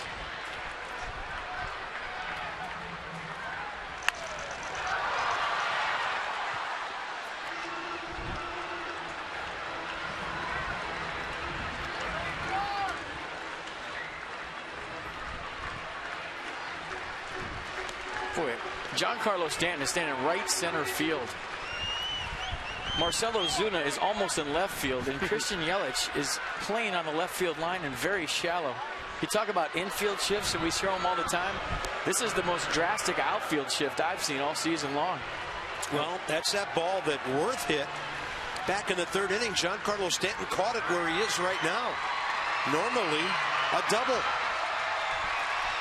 If you drew a line from home plate to the middle of the scoreboard, he'd be right on that line. So there's probably 110 to 15 feet of room between Giancarlo Stanton and the right field corner. But now Span has to protect 0-2. There's a game in San Francisco recently where Stanton was even farther over to center than that. That makes sense in that ballpark. And a bouncer. Saltalamacchia keeps it from being a 4-3 ball game.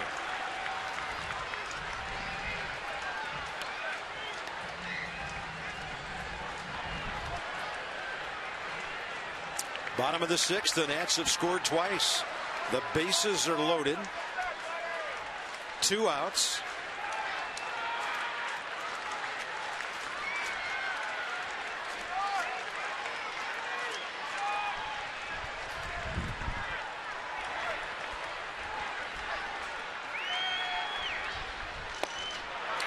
Turning into a good at bat. He's back even.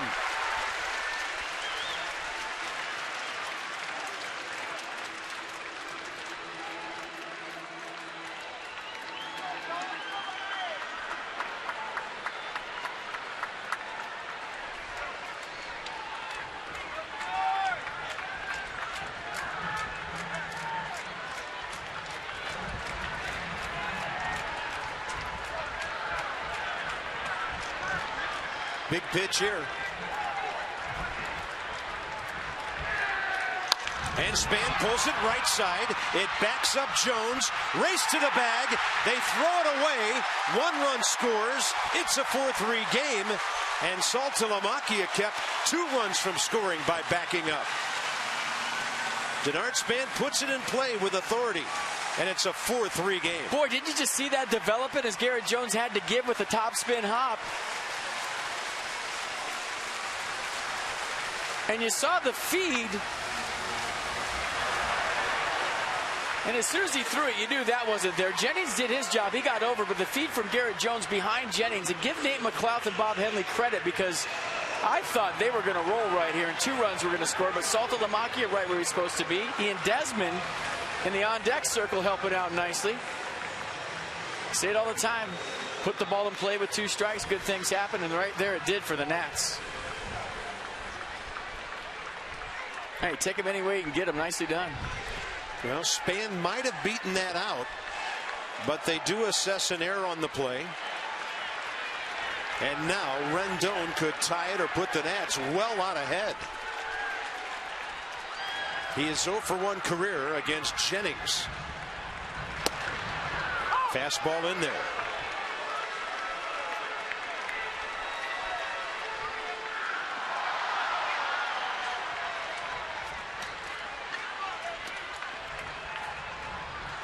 Things a little busy on the infield. And Rendon, the 9th Nat to bat in this 6th inning. And that's a breaking ball, 86 inside.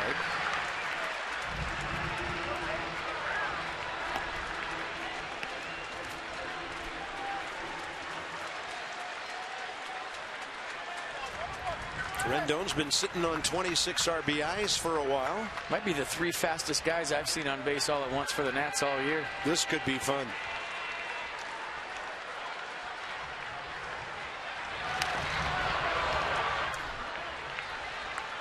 Got McLouth on third, Espinosa on second, Span on first. Who got in a race right there?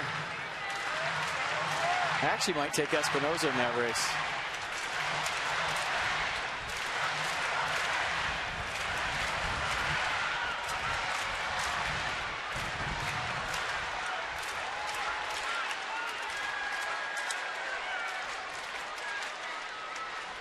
Outfield around to the right a bit, more straight up than they were against Span.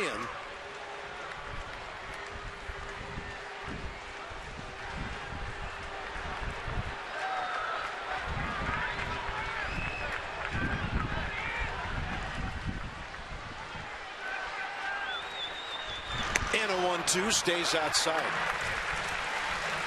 Nats have been well disciplined at the plate in this inning. We've seen 2 walks, a bunch of long counts. And the Marlins totally in control of this game a half inning ago, now fighting to try to keep the lead.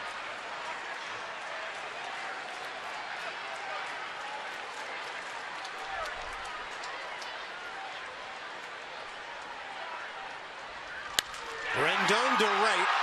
Stanton going back. Well hit up against the scoreboard, and he makes the grab. Well, the wind turned around about an hour ago, and who knows what that ball might have done earlier tonight. Right now, the Nats will score 3, they'll lead 3, and it's a 4-3 game by a couple of feet into the 7th.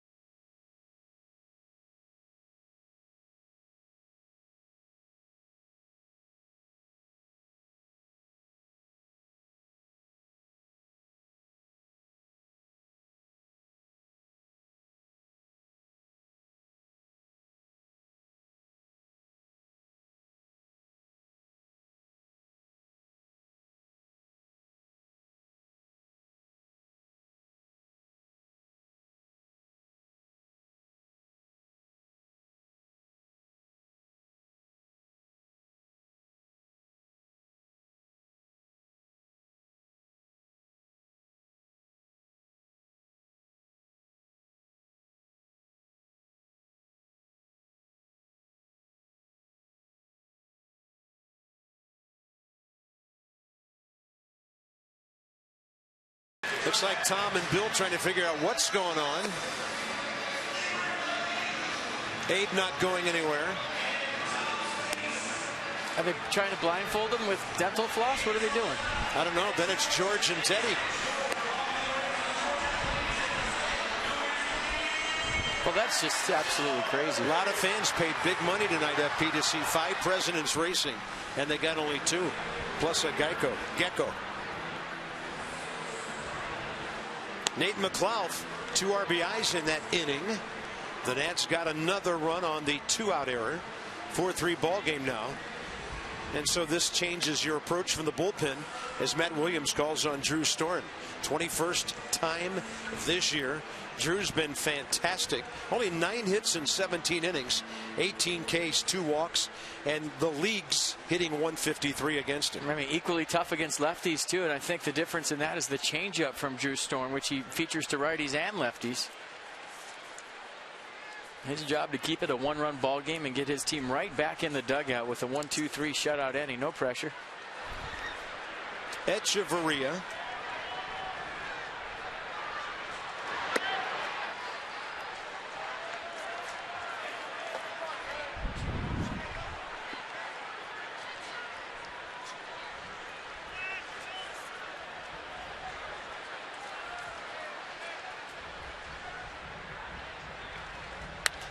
And a ball slapped out to center. The wind's going to nestle that right into the glove of Denard Span, and Jeff Baker will be the pinch hitter for the reliever Dan Jennings. So the Marlins box score 4 runs in the 4th.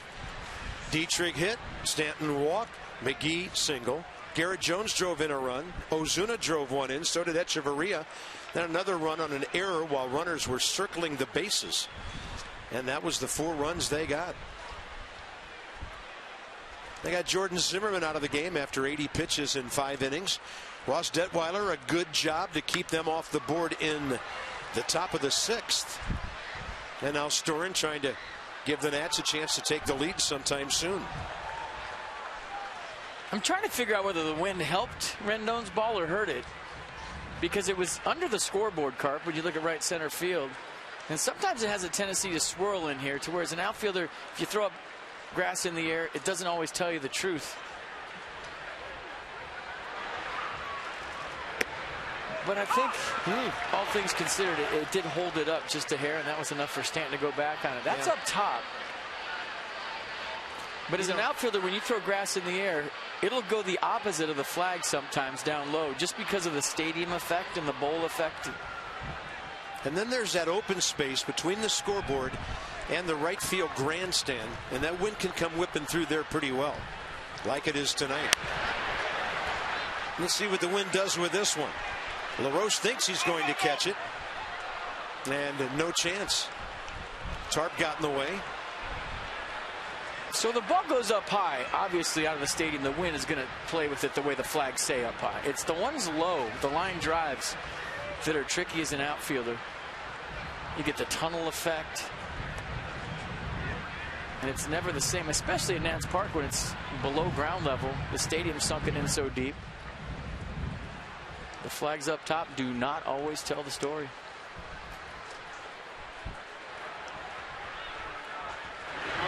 Look at that killer slider. Doesn't need to be low and away. He got a punch out looking with it. And for Drew Storen, the brilliance continues. Nissan will track it. Yeah, right there.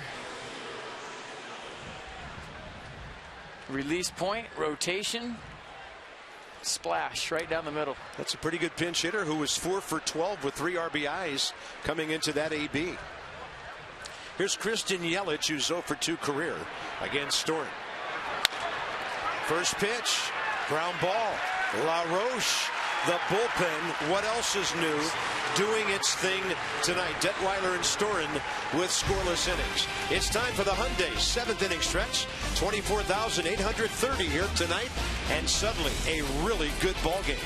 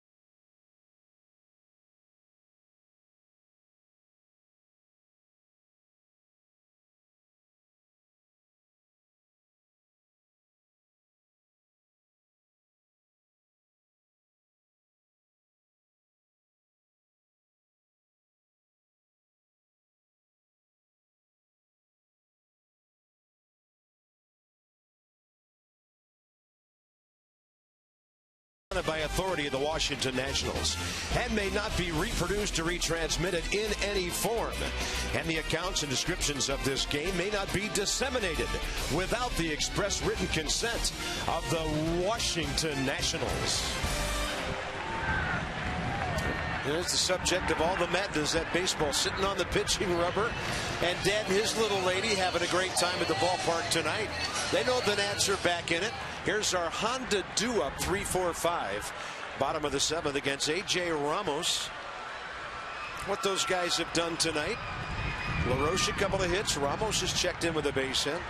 A.J. Ramos scored, or rather pitched a scoreless 8th inning here on Monday afternoon. Struck out Anthony Rendon, grounded out Worth, and grounded out LaRoche. He's a 4-pitch reliever. Fastball 91, slider 79, curve 74, change 83. And they got him pitching the 7th inning tonight. He's usually their 8th inning guy. And a breaking ball for a strike to Worth, who's 0 for 5 career against him with a pair of walks. Jason tonight 1 for 3. Tried to hold. He did. A cut fastball right there from Ramos. Teasing the strike zone in the outer half. Good take. Yeah, it's a good looking pitch.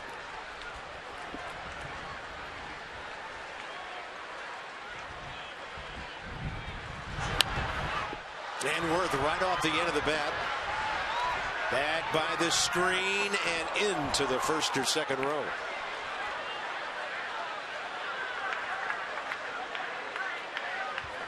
Nats box, 2 hits in the first, Worth and LaRoche.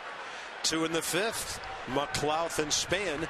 Then they put hits together with a walk, couple of walks, and McLouth, the big blow, the 2-run double in the 6th inning.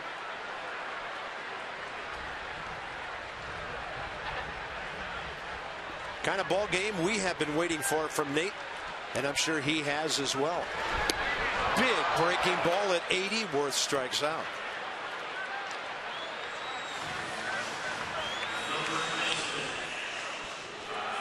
Next up, Adam LaRoche.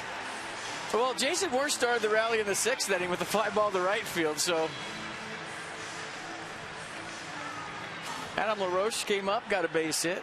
Ramos a hit, Desmond a walk. Yeah, once LaRoche hit that blistering shot down the third base line, you had a good feeling about that inning. He's 2 for 3. But against this pitcher, career 0 for 6. You make the first out of an inning where there's a big rally, guys will turn to you in the dugout and say, hey, way to start that rally, attaboy.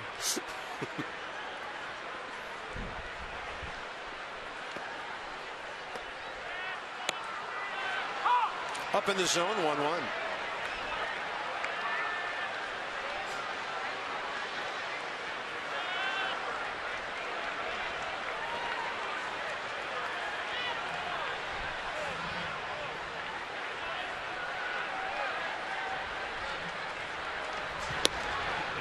Then he goes outer half with 93. Boy, you really have to tell yourself as a left-handed hitter facing Ramos to stay on the fastball away. It has natural cut to it, and it'll come back late. Tough thing to do. And LaRoche will get good wood on that one, but not enough. In the gap, Stanton, 2 outs.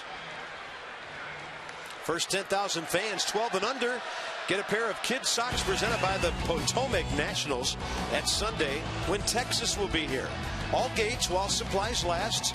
Get your game tickets. Call 202-675-NATS or visit nationals.com/tickets. Ramos 1 for 3. And this time after he singled to right, Garrett Jones without a runner will be able to play way off the line at first. Texas Rangers will make their 2nd visit to Nationals Park starting Friday. So were you, Darvish is pitching Sunday. Yeah, the Rangers say he'll be okay for Sunday.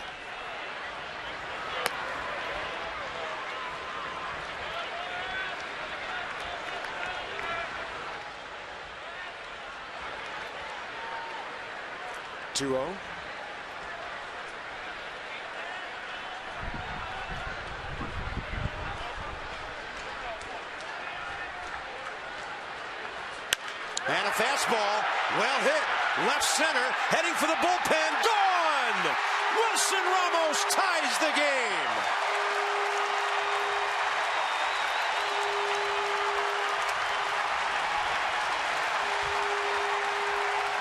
That is one of the hardest, lowest hit balls I've ever seen get into a bullpen in this ballpark.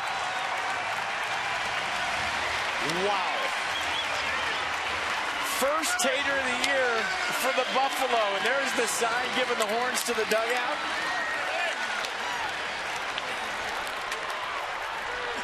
I'll tell you what, down 4-0. They've done it again, tied it at 4. How does this team do it? We talk about living on the edge and giving your rookie manager ulcers every night. It seems like the same recipe. Fall behind, jump back in, and here they are tied again, and we're starting this all over again. Whew. The line drive homer off the bat of Wilson Ramos. We said in batting practice today the ball was jumping off his bat again. And it's a great example right there. 7th inning, solo homer. Start this one all over again. Ramos 2 for 4. Desmond, by the way, 3 for 5 career against A.J. Ramos. Wilson Ramos finally checks in with his first homer of the year. I'm telling you, if Matt Williams had hair, it would be gray already. With the way this team has played all season long, you see the location mistake from Ramos to Ramos, and Ramos wins the Ramos-Ramos battle and ties this thing up. I had Ramos in that card. Who'd you have? I had W. Ramos. Oh, nice. I just had Ramos. And Desmond now has seen 4 straight breaking balls from A.J. Ramos.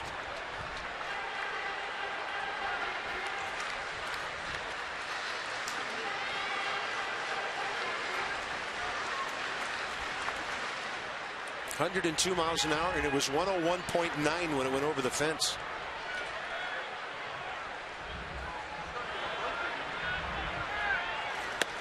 Fastball inside, 94. And Ian Desmond gets it back even at 2-2.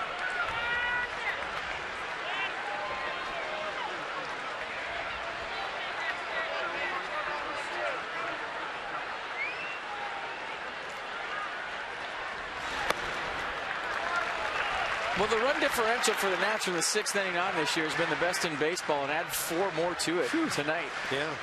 3 in the 6th, 1 in the 7th, and counting.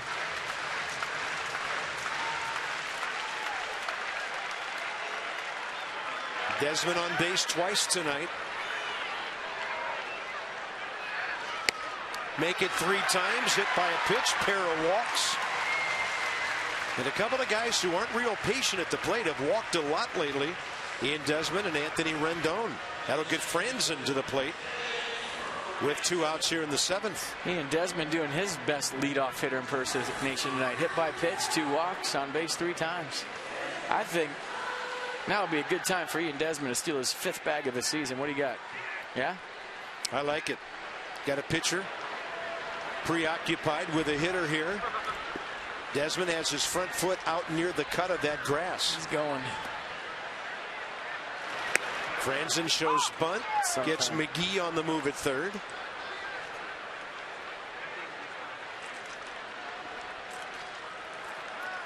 Kevin 0 for 3 tonight. Hasn't happened a lot this year. And career against Ramos 1 for 2.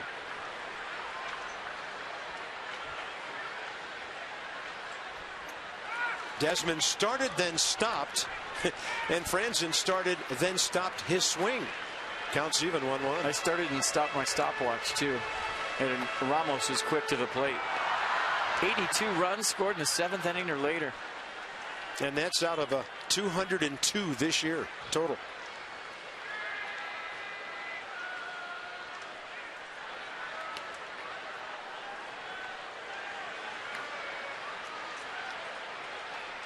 Desmond 4 for 6 stealing this year. It's a bunch of grinders every night. Grinding out at bats, sticking with it.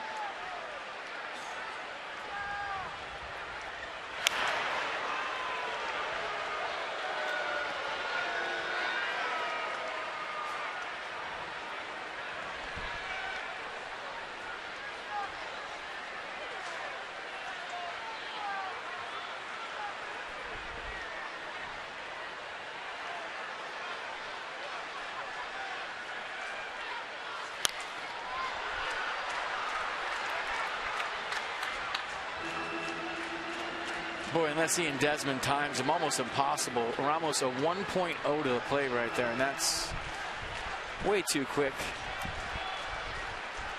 Unless he gets into some sort of rhythm where you time him and actually go before he goes.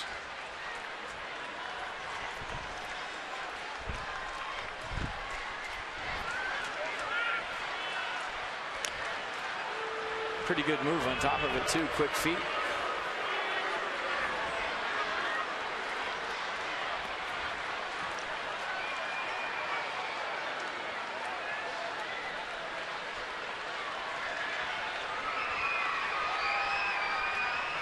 Counts 1-2. Desmond holding. Franzen left side. In between hop. Casey McGee handled it well. But the Nats tie it on a big man's home run by Wilson Ramos. A low laser to left center. I saw Yelich give up on it in a hurry. Now we know why. Tie game, 8th inning coming up.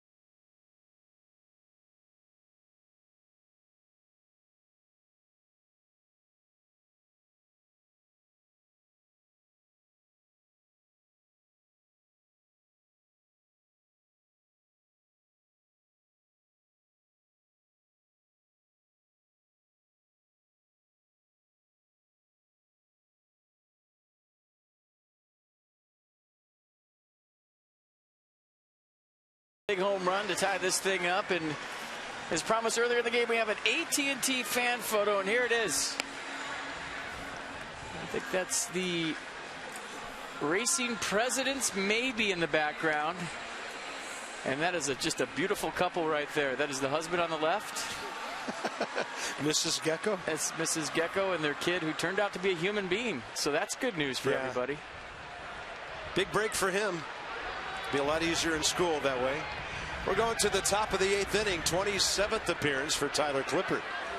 Dietrich, Stanton, and McGee. So right here we go. 2-3-4 for Miami. Derek Dietrich 1 for 3 career against Clippard.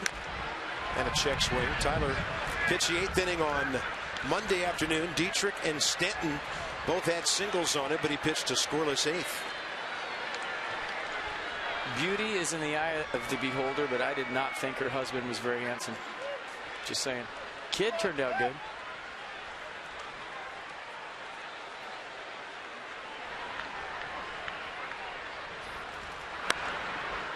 One.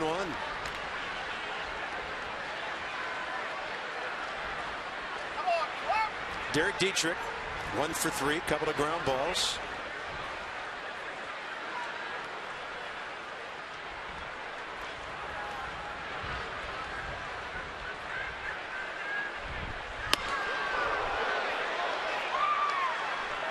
Close shave right there. And 91 way up near helmet.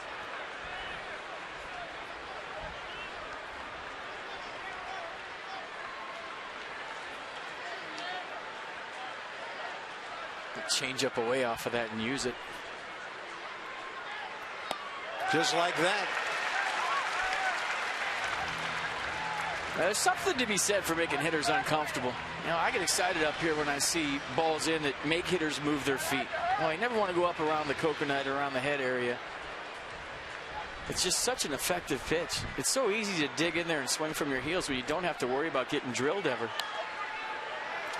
And a little slower there, 78, really slowing down the bat of Dietrich.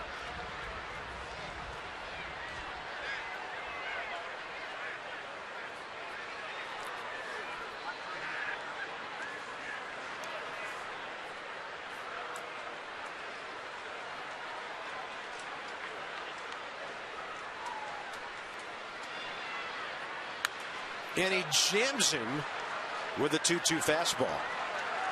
Well, you see the importance of the Drew Storen shutdown. I mean, 1, 2, 3, get your team right back in the dugout. Wilson Ramos pops one out of here, ties the game. Same thing goes for Tyler Clippard right here. Momentum, definitely wearing a white uniform. You want to get right back in there. And going back a little farther, the 6th inning of Ross Detweiler. Good for him. That was a badly needed scoreless inning for Ross. Yeah, good call. That'll be great for his confidence. And a fly ball to right for Jason Worth. Ross Detweiler was impressive tonight. The fastball, 96 miles an hour. Toyota K's for Kids. DC area Toyota dealers helping children and their families. Every time an ad gets a strikeout, and there have been 5 tonight, $37 for each to the Children's Inn at the National Institutes of Health. Thank you, DC area Toyota dealers. There's a matchup we've been waiting for. 4 for 16 career, couple of doubles. Stanton against Clippard. He goes with the breaking ball upstairs. As mentioned, Stanton had a base hit against him Monday.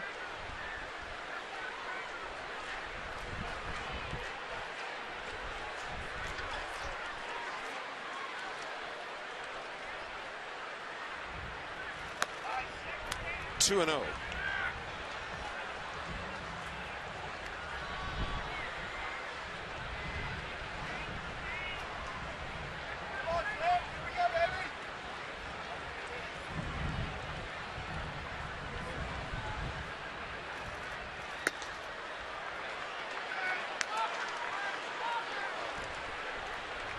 This is not the time to throw a 3-0 pitch right down the middle. Well, this is what you wanted. That was your game plan tonight.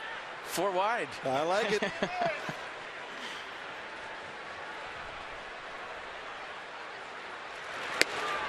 High in the zone. A quality strike on 3-0.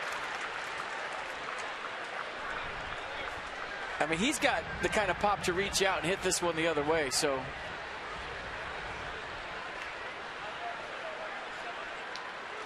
That's not a bad pitch, and that's not a bad walk. I don't care. Yeah, held on to the changeup, and that's fine. Casey McGee is 2 for 2, but they're singles, and he hit into a double play back in the 1st inning. Pardon me, 2 hits in a row and 2 for 3 on the night.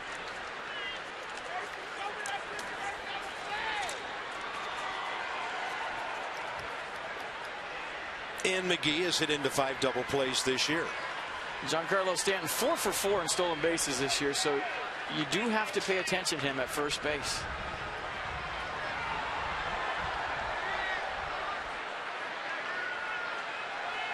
And he was looking like he was going. Did you see that little lean? Had a jab step, barely got back.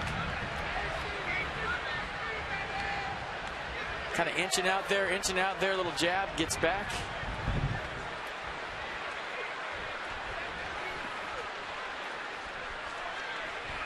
Didn't do a lot of running last year. Had a bad hamstring. See that throw shortened his lead up. He's a step closer to the bag than he was at first. And sure throw over again.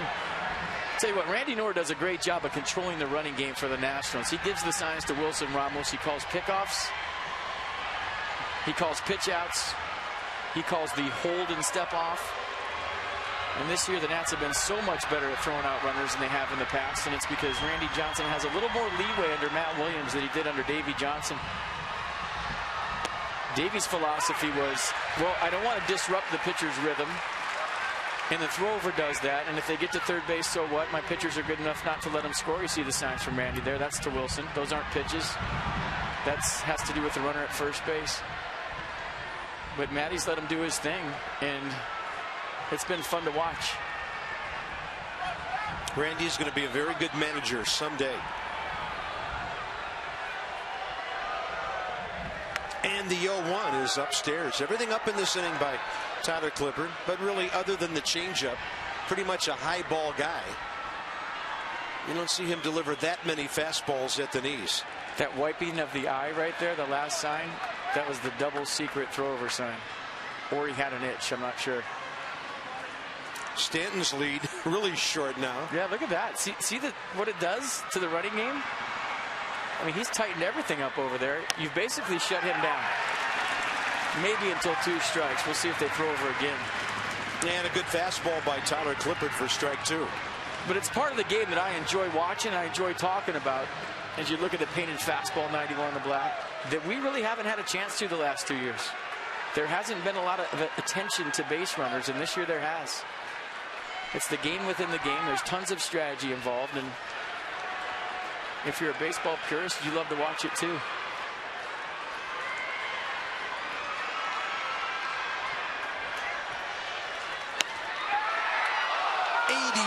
Just outside. Tyler Clippard went for a little stroll toward home plate. Well, he wanted it, and there's a bunch of fans just to the left that wanted it, that stand up and let the umpire know what they thought. Yeah, that was a backdoor changeup to a right-handed batter. Just missed. 2-2 now. And another changeup hit hard. Tyler left that one sitting way up. Casey McGee 3 for 4. 2 on, 1 out. Saltalamacchia next. You see the changeup, the location, and the elevation of it allows McGee to catch it out front. Good effort by Anthony Rendon. The ball just hit too hard. Marlins threatening here in the 8th. Garrett Jones' career against Tyler Clippard, 1 for 10.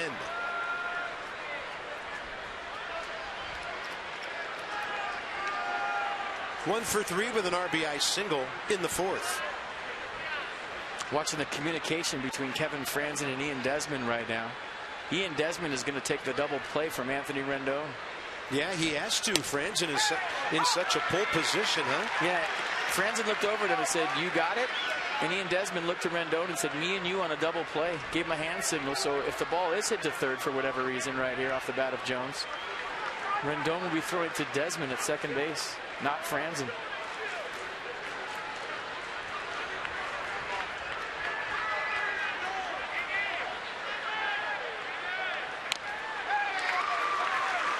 And a quick 0-2 count on Garrett Jones.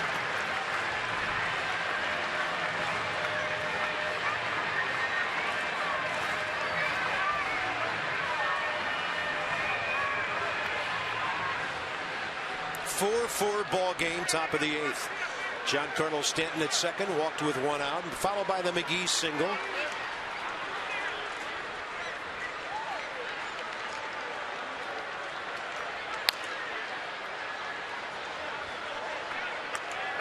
And you know why that's hard, Carp? Is because as a shortstop, when I see the ball hitting that hole, my first instinct is to go for the baseball and step to your right. You've been doing it your whole life, right? So now, for whatever reason, if Garrett Jones flips one over there to Rendon, Ian Desmond really has to concentrate on not going for the baseball and going to the bag. And if there's a ball in the hole near him, there might be a play at third. I'd say the ball's first priority in this situation. He's trying to go that way. Yeah, Clippard pulling the string on 82.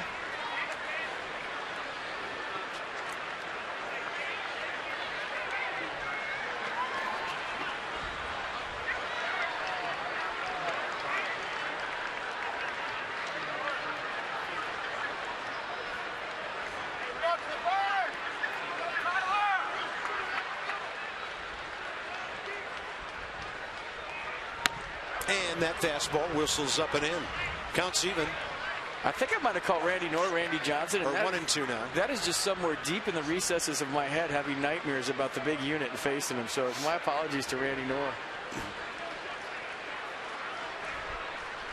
Somewhere back there, that guy's always lurking. And it's scary, let me tell you.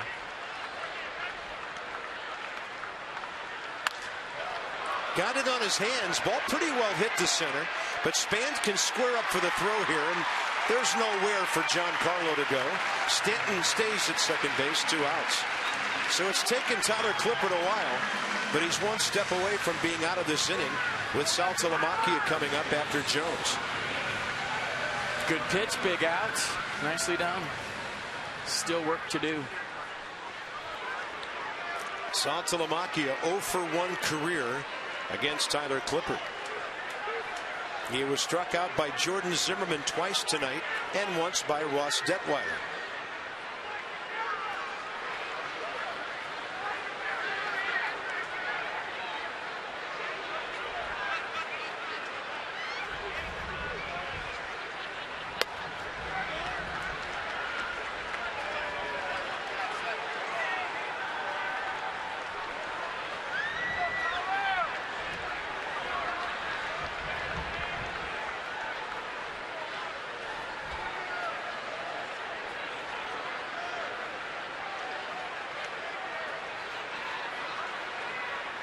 Desmond jockeys with a runner, gets back to his spot. Change up, throw to first. Out! Wilson Ramos guns down Casey McGee. And the Marlins have had a nightmare on the bases tonight. Mike Redmond going to turn the umpire right here. Let's hold on. Nats are leaving the field. Miami manager on the field. Going by the two who are closest to the play's reaction. Casey McGee. Redmond didn't even make it out there. They just told him no, he was out. And what a throw by Wilson Ramos. Check out the snap throw from Wilson Ramos. So the tying run on second, or the go-ahead run on second base. Big play in the game. And watch Wilson Ramos with the snap throw to first to get the big out. Nicely done.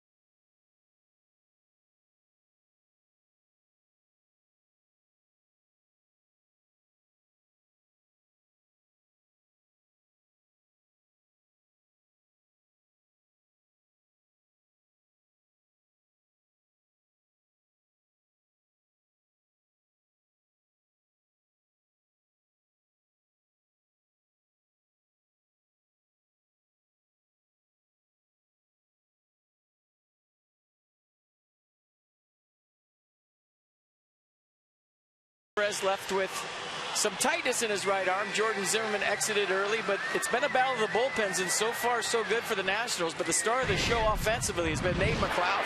First time up in the second inning, base hit up the middle. So that's the first knock of the night for McLeod. Second time up, base hit to the right side, and then the big two-out double down the right field line. That scored a pair to make it 4-2. And on a night when we featured Cutter Dykstra in the PNC Minor League report, Nate McLeod reminded me a lot of his dad. All over the place in 3 hits. Had a delightful visit with Nate's folks in Pittsburgh the other night. In high school, he stole 180 bases. There's that Lucas playing first base on a double switch. Nate stole 180 bases in 181 attempts. And I told his dad I'd like to meet the kid who threw him out. Right. His dad said, well, right now there's about 12 kids in Michigan claiming they are that guy. I can imagine, right? But he is some kind of fast, and he's looking for a 4-hit night. Facing Mike Dunn. Well, I know what he'd like more than a 4-hit night, to score his first run of the night. And I think that's all he's thinking about right now and all he cares about. McLeod 0 for 1 career against the hard-throwing left-hander Dunn. That's a fastball that blasts its way to the outside corner. 1 ball, 1 strike. Nate didn't like the call. Well, another scoreless inning for Tyler Clippard. 3 scoreless innings for the bullpen. Took him 25 pitches. And McLeod will lay off that one, ball 2.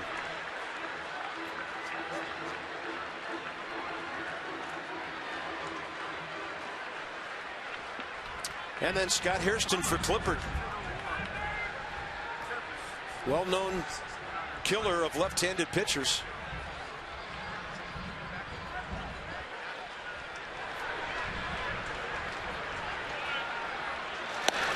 That's ball 3.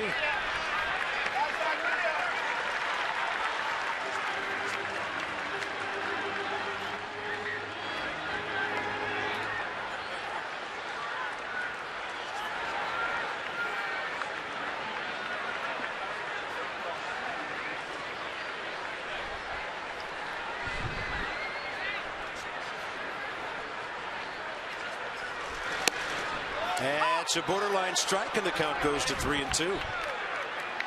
Not much Nate could have done with that.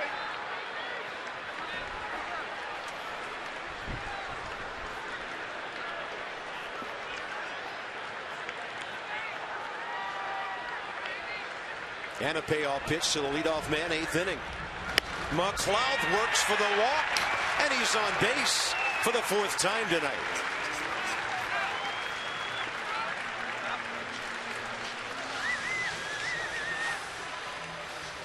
That'll bring in Scott Hairston, who's so good against left-handed pitchers, but for some reason Dunn has had his number 0 for 6. Scott's been really good since coming off the DL. 2 for 5 with a couple of RBIs as a pinch hitter. 8 for 19 overall with 3 runs batted in. Dietrich playing well up the middle at second. A lot of hitting room right side, although Hairston for the most part pulls the ball against left-handers. Ball 1. Well, I think Matt Williams' philosophy right here is going to be to play it straight up, and he's hoping that if Scott Hairston can't get the job done, that Nate McLeod can steal a bag. But the bunt, a lot of managers would employ right here, and Matt Williams is going to play it straight. McLeod 3 for 3 this year, ball 2. Yeah, why give the guy an out when he's not throwing strikes? Yeah, good call. And then you got a left-on-left matchup on deck, too. So when you think about the sacrifice bunt, A, you got to look at what Bob just talked about as far as strikes being thrown, and B, who's on deck. And even C, who's the runner on first. McLeod gets a jump. Pitch outside. Easily steals second base. Nate McLeod is having a night here at Nationals Park. Well, it's a Nate McLeod show. On a 2-0 pitch, you know it's going to be a fastball, so he's not betting on the off speed. He's betting on what he's seen in Dunn's move. And when Nate McLeod goes, you don't really even have to look up. You know he's going to make it. A cutter there from Salto Lamakia, picked by Dietrich, and now the go-ahead run in scoring position with nobody out. It's up to Scott Hairston now to move him to third at least. Love the late Spike's first slide. 3-0 to Hairston.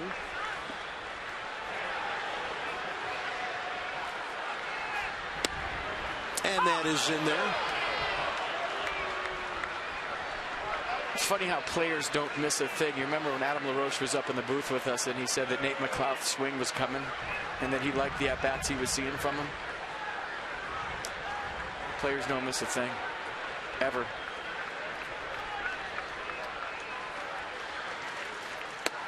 And Hairston will take another one. He's not worried to hit with 2 strikes. See what Dunn has for him on a 3-2 count. But as a hitter, you hate to get to a 3-2 count when you haven't swung yet.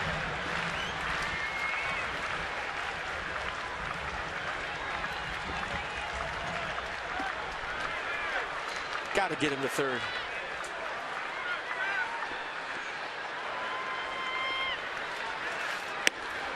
Well, maybe somebody else will. 2 walks around a stolen base.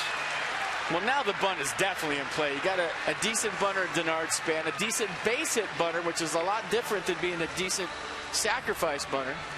He got good speed at second base. And left-on-left matchup. MLB.TV Premium, the #1 live streaming sports service, is celebrating 12 years. Join the millions of subscribers and watch every out-of-market game live in true HD on over 400 devices. Visit Nationals.com for details.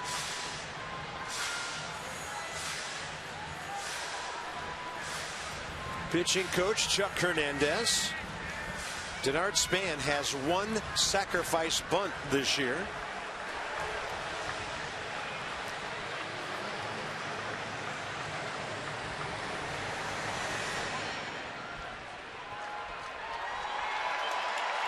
Four ball game, bottom of the 8th.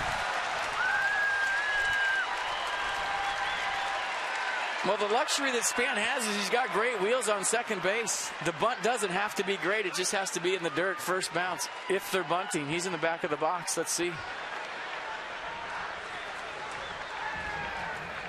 Target away. Squares late, takes ball 1. And Mike Dunn is digging himself into a big hole here in the 8th inning. Well, warming up for the Marlins. Right-handed batters coming. The Marlins just showed you their defense. Casey McGee went right to the bag. That means that Dunn has the third base line.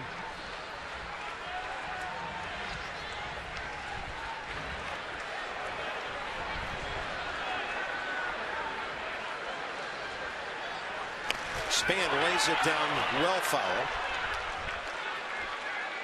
Doesn't have to be that fine. Easy to say left on left when you're bunting 95 miles an hour up here with a tie and makeup on and reading glasses. And really nice shoes. Really nice shoes, tie and the watch. But down there, it's not that easy. But Denard Span just has to get it down. It doesn't even have to be directional. Just the first bunt has to be in the dirt. It doesn't have to be to third. It doesn't have to be to first. You could almost go right back to the pitcher softly. Doesn't matter because you got some serious heat on second base.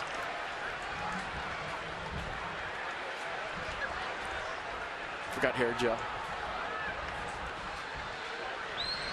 1-1, target away. Long look. Span, and that is absolutely perfect. He might beat it out. The throw went over the head of the first baseman. Dietrich backing up, caught it on a fly to keep it out of the right field corner, and the bases are loaded with nobody out. Derek Dietrich just saved the day for the Marlins for a moment. And if you don't have anything to do on a bunt, back up a base. And he did, and it kept Nate McLeod from scoring. Great bunt by Denard Span down in the dirt. First bunt, first bounce, like I said, in the dirt. And then Dunn launches it, and Derek Dietrich right there to make the play. Or else that might have been 2 runs and a runner on third base. And he was there to tag Span in case Denard turned towards second base. Yeah, that's a heads-up play, too. Bases loaded, nobody out, bottom of the 8th. Game on. Anthony Rendon, the hitter. 1 for 2 career against Dunn with a double. Infield way in. And a crowd of 25,000 smelling a go-ahead rally. Breaking ball, yes. Actually a cutter at 90. Started that thing away and it came right back. Wind really whipping through the ballpark here. Same at bat Anthony Rendon had last time up would be perfect for Matt Williams. Yeah. Pinned Stanton up against the scoreboard. Target away. Easy take. 1 ball, 1 strike. The Nats trailed 4-0 after the 4th inning. 3 in the 6th. The Ramos tying homer in the 7th. And now this opportunity.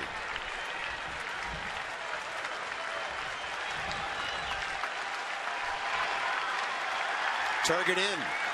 Rendon gashes it, and it hits Nate McLeod in foul territory. Well, you just hope he's okay. He had nowhere to go on a low screamer. That got him square. Lee Kuntz out with Matt Williams. That is not good. You can tell by the ricochet how square it got Nate. I don't know where it got him, in the ankle, the knee, or the shin. And that's why you stand in foul territory. If you're in fair territory, you're out. You're in foul territory, it's just a foul ball. But a painful one for Nate McLeod. Let's see where it got him. Left ankle. Yeah, it looked like he got the right foot off the ground, and then the push-off foot got hammered. He tells the trainer and the manager he's okay. Nats only have one player left, Greg Dobbs, other than Jose Lobaton. Gamer. Absolute gamer. A loud strike.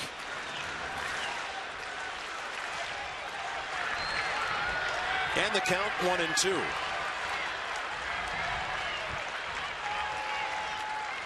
Target outside.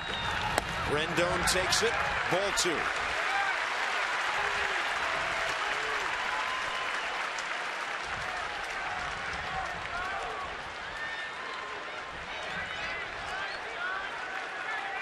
Rendon, a tough luck 0 for 4 tonight. He's hit it hard twice.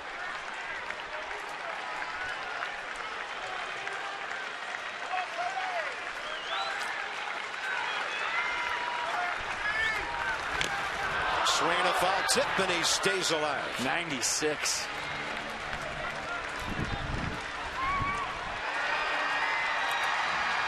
This one had a little hair on it. 96 miles an hour. And that got Salter Lamacchia right in the chest protector, and Anthony Rendon lives to see another pitch.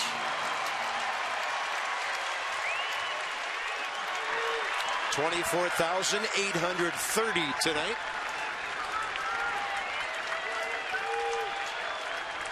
Watching the late night Nats try to do it again. Rendon, right field line, and well fouled. That would have been the most beautiful thing ever for Anthony Rendon. Great game. She thinks so. She's asking for some help.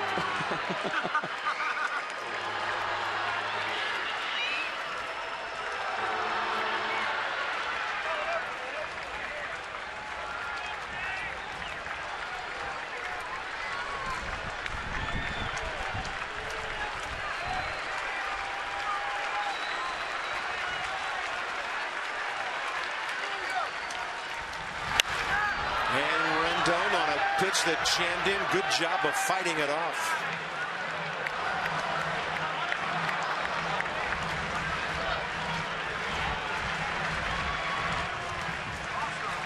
Run down there and take his pulse right now. I guarantee you it's the exact same as it was his first at bat in the first inning. Yeah, if this guy could ever relax, he'd have a chance. I don't mind, isn't. Rally caps, bases loaded, nobody out, bottom of the 8th in a tie ball game.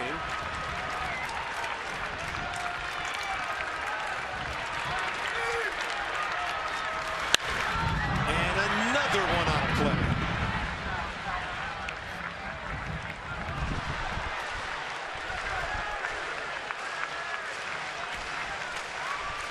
What a fight going on right here with the game on the line, the bottom of the 8th. 9th pitch coming, 5 foul balls, and he is digging this at bat, I think. If the Nats don't score big here, I don't want to go anywhere near that guy.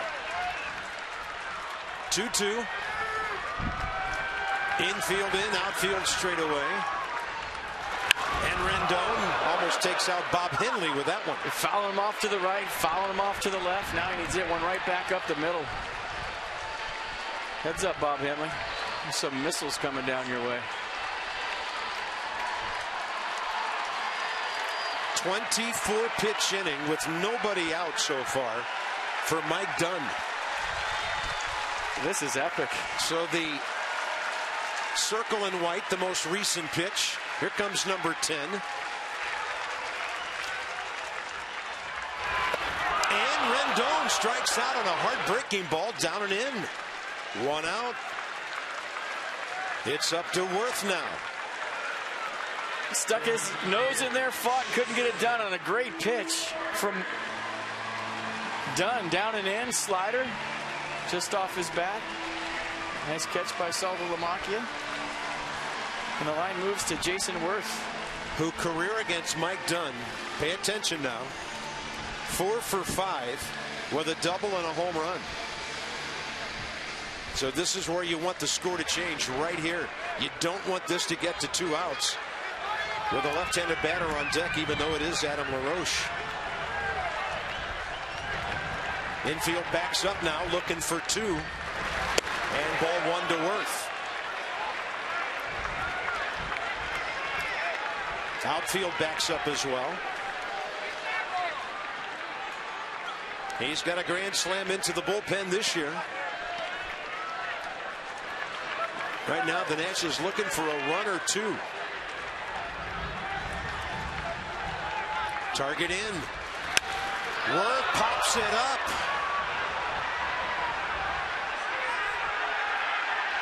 Fair ball caught by Casey McGee. 2 outs.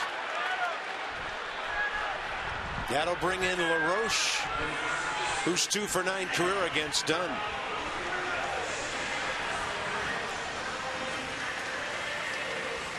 Well, Nate McLouth picked everybody up in the 6th inning with 2 outs and the bases loaded. Kevin Franzen had just struck out. That was the 2nd out. McLouth came up and had a clutch 2-out double to score a couple of runs. Adam LaRoche going to try to do the same thing right here.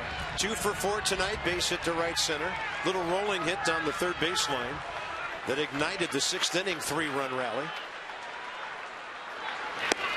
Breaking ball comes into play here. He misses ball 1. Because I noticed Nate McLouth really getting down the third base line as much as he can, knowing that Dunn might bury a breaking ball or 2 to the left-handed batter. The wild pitch has been a good play for the Nats lately. The runner on third base.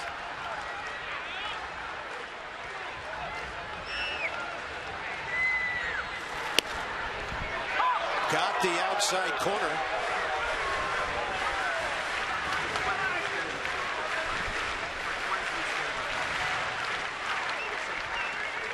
Slider, 90 miles an hour. Yes. Looks like both pitches were close.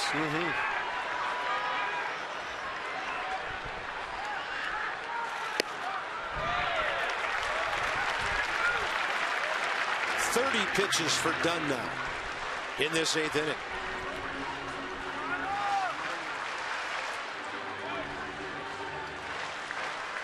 Nate McLouth walked to lead off the inning, stole a base. Hairston pinch hitting walked, spanned the bunt base hit that set up the bases loaded, nobody out. And now 2 outs later, a 2-1 to LaRoche.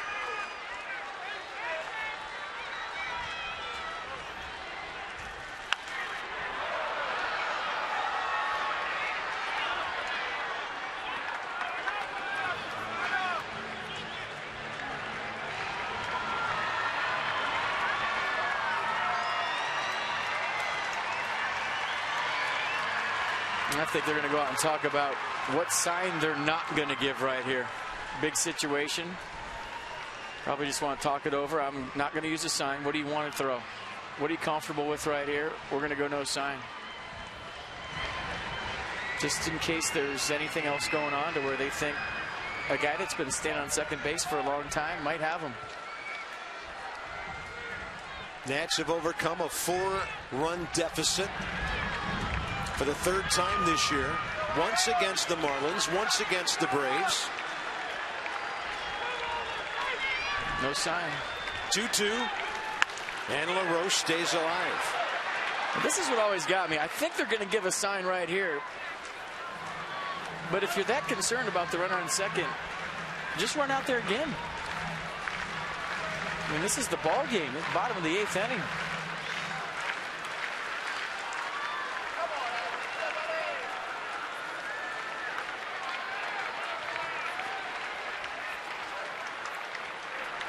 Stayed on that 3 a long time. Could be a slider. And LaRoche fights off a fastball. 95 up around his trademark.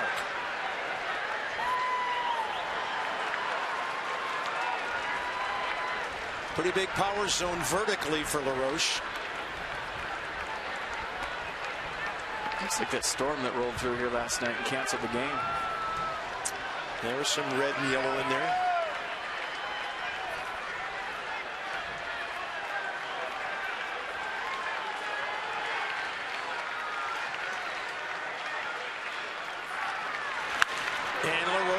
Lifts this one up over the dugout. He's still alive. Nationals Park on a Wednesday night after last night's rainout. Nats trying to split this series. Down 4-0 early.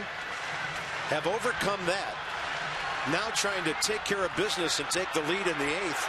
Soriano's been in the bullpen for about 25 minutes, ready for the top of the 9th.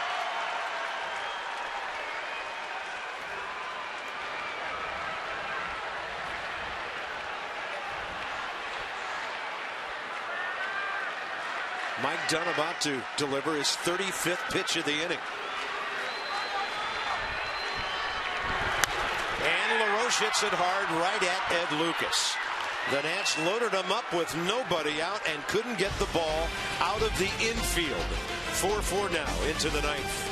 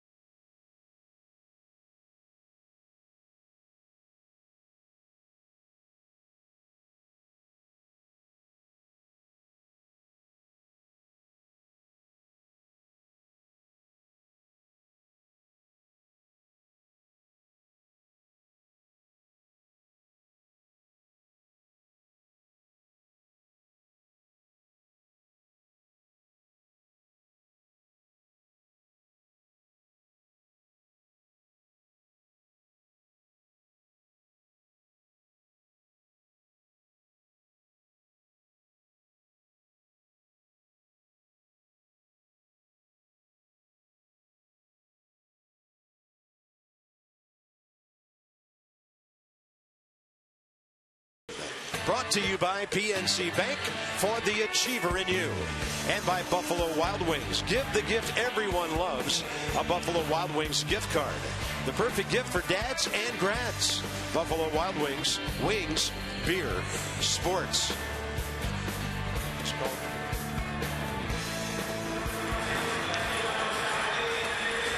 We're going to the top of the 9th. 4-10-1 Marlins, 4-10-1 Nats, and evidently 4-10-1 Expos. Rafael Soriano takes on Saltalamacchia, Ozuna, and Echeverria in the top of the 9th inning. Well, he was hoping it was going to be for a save. Now he's just trying to keep it right where it's at. And you see opponents hitting just 179 against the fastball slider cutter combination from Rafael Soriano.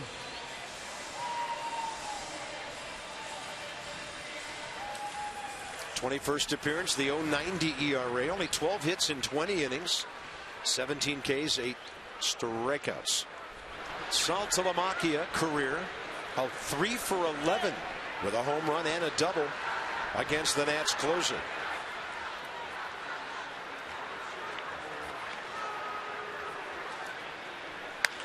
That ball cracked right side. LaRoche, a beauty for the first out. That thing had some hook on it. Might have gotten into the right field corner. Had some hair on it, too. That ball was hit. Adam LaRoche making this look like a slow roller on the one-hop seed off the bat of Saltalamacchia. Soriano doing a nice job of getting over there, and a good feed from LaRoche.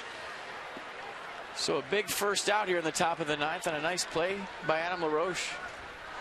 Lumber and leather, two sides of the game. Didn't bring his at-bat out there. Nicely done. Next up, Marcell Ozuna. 1 for 3 career with a double against Soriano.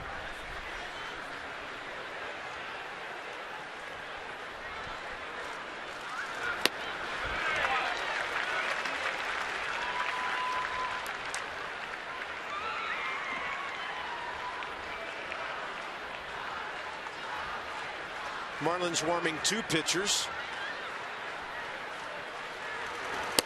That's a breaking ball that just goes outside. 1-1.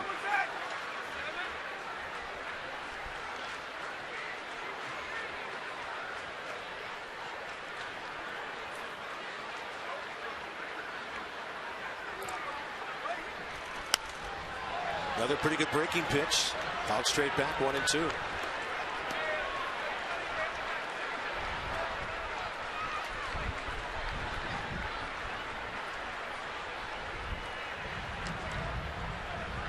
Steve Cishek, if they take the lead, Kevin Slowey on your left if it's a 4-4 game into the ninth. Bottom, that is. Swing and a miss, and Soriano takes care of Ozuna. 2 down.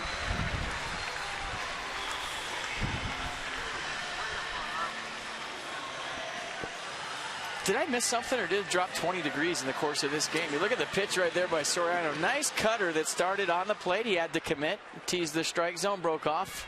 Perfect pitch. We have had a drop in temperature here at the yard. Echeverria 1 for 3 with an RBI single. And he's 0 for 5 career against Soriano.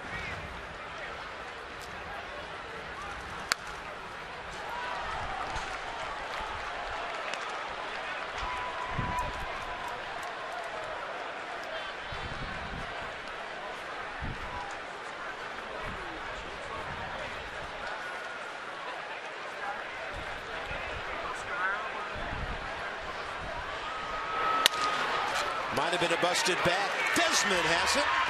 And a 1-2-3 in the top of the ninth for the Nats closer. We're going bottom 9 with Ramos, the home run guy, Desmond and Frenzen.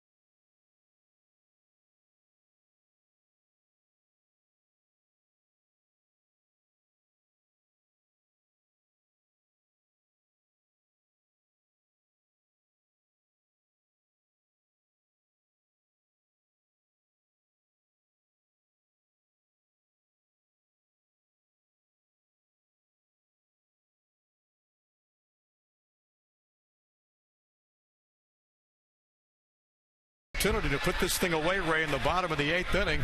Couldn't do it, so now they see they can win this thing at the bottom of the 9th. Johnny Holiday and Ray Knight. Next extra post game is coming up.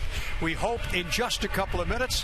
Heck of a comeback though for this club tonight. Oh yeah, First of all, talk about the comeback. Down 4-0, coming back, chipping away, big base hits. Nate McLeod emerging tonight. Bullpen once again strong. But golly, you get a bases loaded and your number 2 hitter and your number 3 hitter against a left-handed, right-handed matchup. You got to catch in right there, Johnny. We didn't. Hopefully we're going to hold on with the bullpen, and which we are there now. We've held on until we get to the bottom half of our inning, and now we'll score a run. And the bullpen's done the job again tonight. So far scoreless. They have. Yep. They just do their job every night. It's just we tend to have to scratch back because we get behind. That's why they got that stingy ERA. Best in baseball. Let's go back upstairs for Bob and FB to win this thing at the bottom of the 9th. Well said, gentlemen, and here we go. Wilson Ramos last time up. One of the hardest hit balls we've seen all year. Yeah, caught it out front, low liner, stayed underneath the winds. And that's why we're tied at 4. Wilson Ramos with a bullet into the Marlins bullpen. His first home run of the year. Ramos 2 for 4, base hit before that. And he goes right field. This is well placed. It's on the ground. Stanton over to cut it off. Ramos going for 2, and he is going to be out. What a throw by Stanton.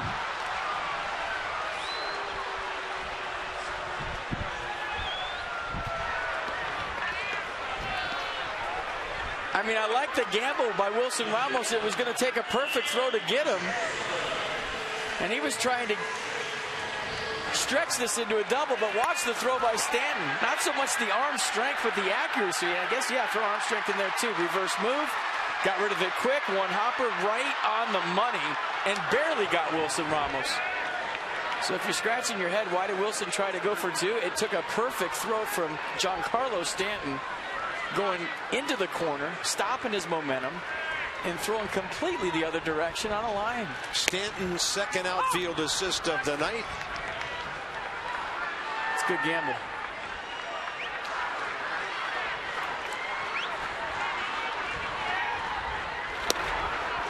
Slowly outside to Ian Desmond.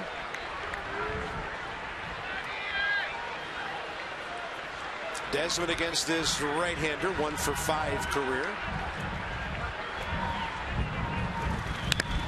And a fastball that just goes right into the shoulder area of Seth Buckminster, the home plate umpire.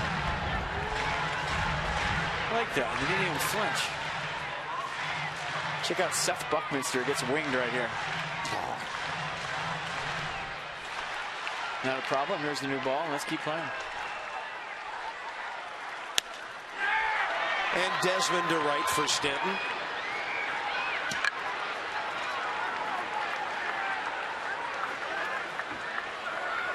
Two down. It'll be up to Franzen, who has one job, and that's to get on for Nate McLeod.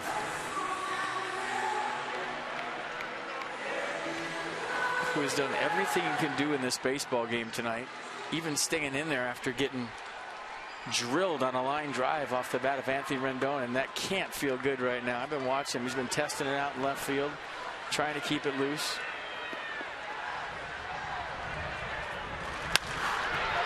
Base hit Franzen. Early ambush in that AB. Franzen 1 for 3 career against Slowey with that base hit. And the winning run's on for Nate McLeod. Checking in with his first knock of the night, leaning to left field, and here comes Nate. And it's been the Nate McLeod show. Kevin Franzen doing a nice job of digging that ball out, lining it to left field, and something to show for the night. And more importantly, the winning run on for the Nats here in the bottom of the 9th. Marlins have Reed Johnson, Christian Yelich, and Stanton across the outfield, left, center, and right. McLeod 3 for 3, couple of RBIs, a walk, strike one. He's also stolen a bag.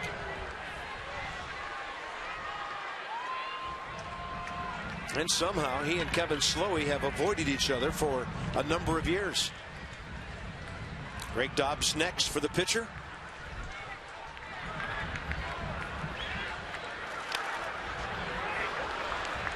Kevin Franzen looking for that ball in the dirt.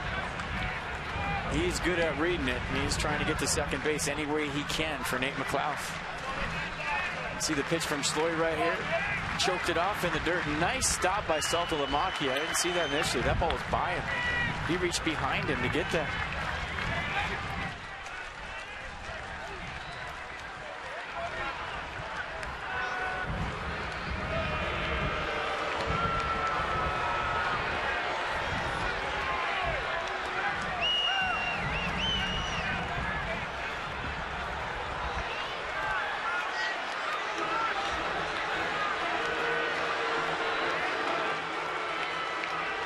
Kevin Slowey tying his shoes.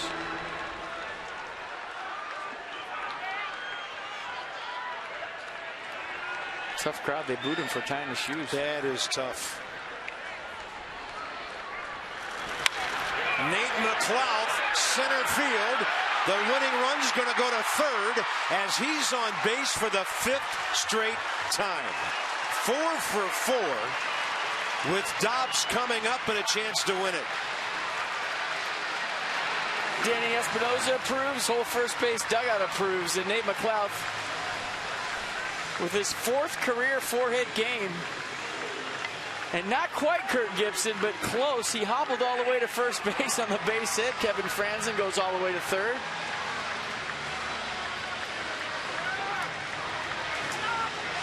Game on here in the bottom of the 9th.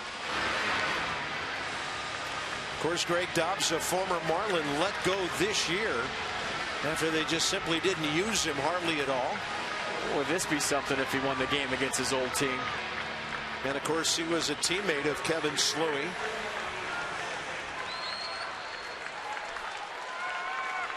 Simple approach, good pitch, good swing, and that's what he's thinking right now. And got to put all that other stuff about beating your old team and winning the ball game and all that out of your head. Just put a good swing on it, put the barrel on the baseball, see what happens.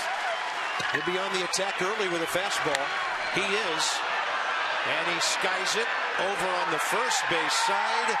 And the Nats are leaving runners on base like crazy tonight. 14 stranded in 9 innings. And we're going to play some extra tonight.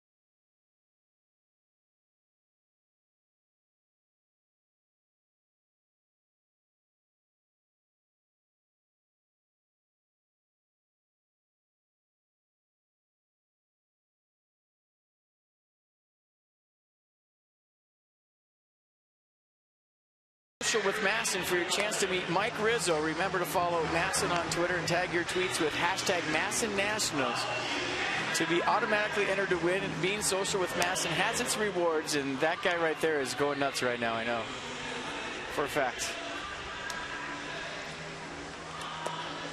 Hey, he's got to like the way his club battles, so I'll tell you that. On to the 10th inning, the Nats this year, and there's Jerry Blevins, are 1-4 in extra innings, 0-2 at home. Marlins are 2-3, and on the road 2-2. This is Ed Lucas, who came in to play first base in the 8th inning, leading off, facing Blevins for the first time. Jerry pitched a 1-2-3 ninth on Monday, striking out Garrett Jones and Saltalamacchia, flying out Ozuna.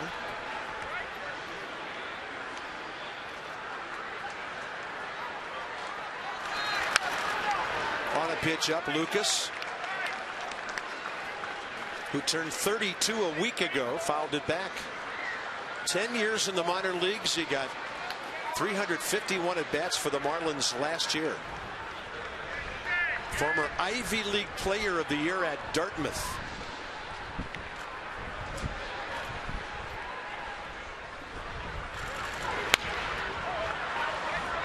One ball, two strikes.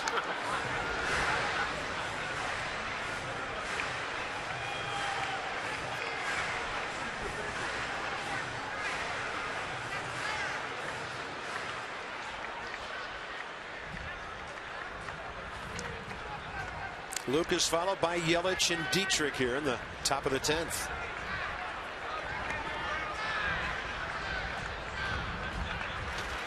And a curveball hit into right center. Ed Lucas stayed right with it, and the Marlins have a potential lead run aboard. Nice piece of hitting, nice at bat. And we'll see if Mike Redmond decides to bunt his leadoff hitter left on left. Christian Yelich right here. Stays on the curveball nice, gets his hands inside of it, and a go-ahead run aboard here for the Marlins in the 10th. Yelich is 0 for 1 career against Blevins.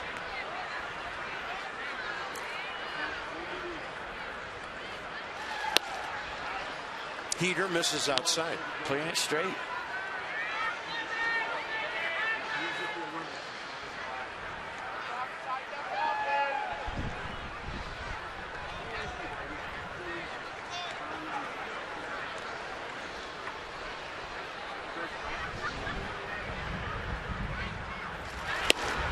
Good fastball. Nats and Marlins both getting plenty of help from the Red Sox tonight. Braves batting top of the ninth at Fenway, down 4-0. Miami a game and a half back. The Nats 3 back of Atlanta.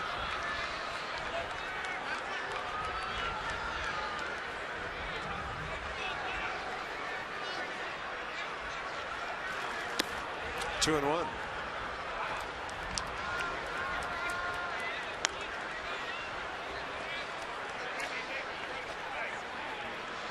Yelich tonight 2 for 4 in the series, 2 for 8. I mean, if you bunt right here, doesn't the inning automatically get to Stanton? But then I guess you wouldn't pitch to him, right? You'd be out of your mind if you did.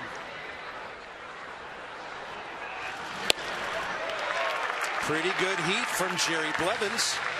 2-2. Yeah, sneaky fastball at 92. That's what he features. You talk about this crossfire motion, the deception is delivery. Might try one of those curveballs that starts behind Yelich right here and see what he does.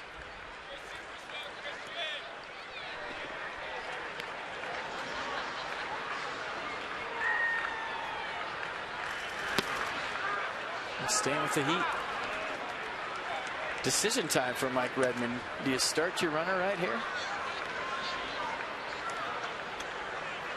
The only reason you do is if you think that Yelich is going to put the ball in play for sure. I think it's a big gamble at this point. I wouldn't start him. They've had some adventures on the bases tonight. 3-2. Long look. Holding. Ball 4.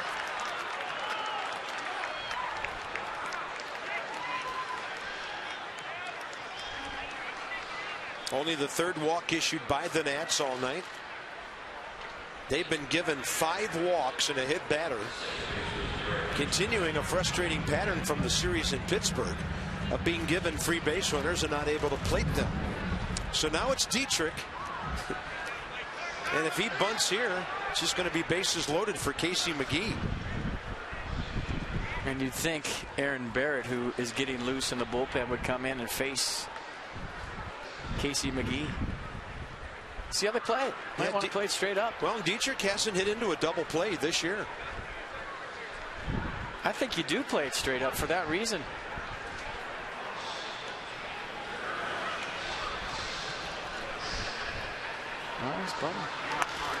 He will bunt.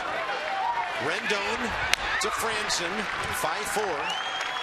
Giancarlo will be walked, and we'll see Casey McGee batting with the bases loaded. Nice bunt by Derek Dietrich. Textbook to advance the runners. Nice and soft, a lot like Denard Span's. Difference is Anthony Rendon made the play, and Derek Dietrich is the sneaky MVP of this game for backing up the Denard Span bunt. Seen a lot of second basemen, even at the major league level, standing around watching that play. Dietrich was behind his first baseman. He caught the ball, and that's why we're still playing. Yeah, that could have scored 2 runs.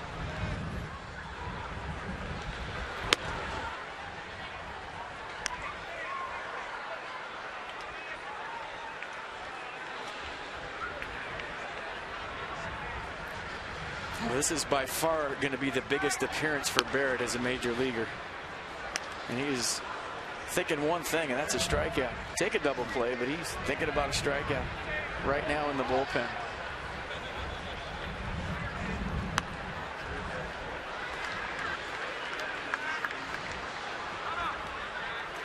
And here comes Matt Williams. He going to go get the bear.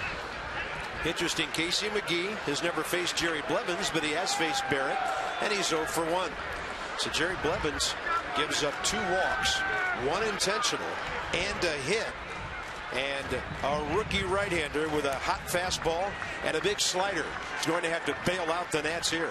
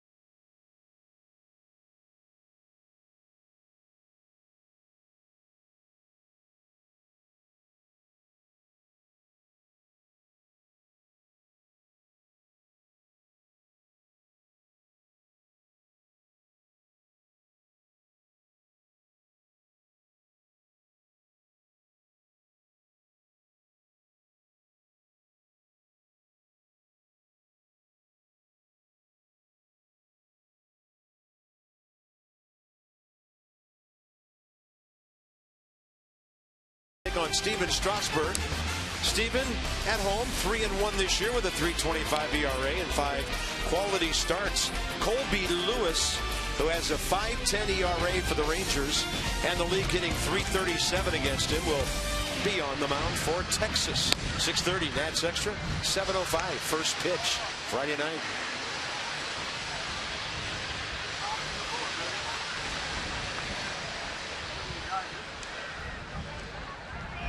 Aaron Barrett, 21st appearance, 0.47 ERA, just 12 hits, 1 run in 19 innings with 24 strikeouts. Yeah, 24 strikeouts in 19 innings, and he needs one in a big way right here against Casey McGee.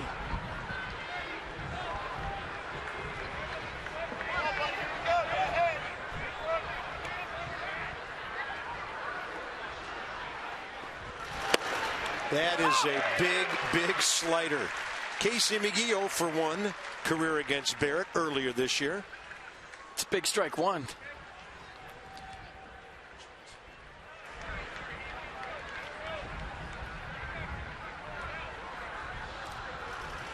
And he goes with the heater, misses with 96.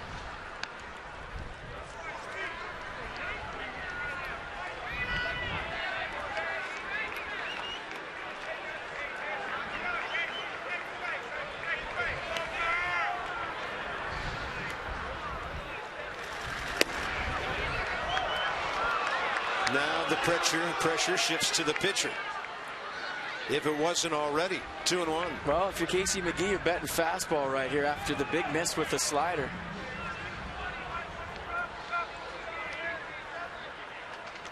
He's looking dead red. That one had some sink to it. Oh, such a good pitch right there by Barrett. You know that McGee, a guy who knows how to drive in runs, is sitting on a fastball. You throw it, but you locate it down the zone. So all McGee could do is beat it into the ground. If he hit it fair, he might have a chance at a double play. Now you think the nuclear slider's coming, right? At least. McGee is. And there it is. Up a bit. And McGee able to put it back into the screen. Musgrave really got to trust your catcher in this situation to throw that slider. Be committed to it 100%. And if you bounce it, you bounce it. I think that's the way you have a chance to punch out McGee. Just bury that slider, start it in the zone, break it down away. 4-4 ball game, top of the 10th. Bases loaded, 1 out. And Casey McGee does some kind of job of extending to stay alive.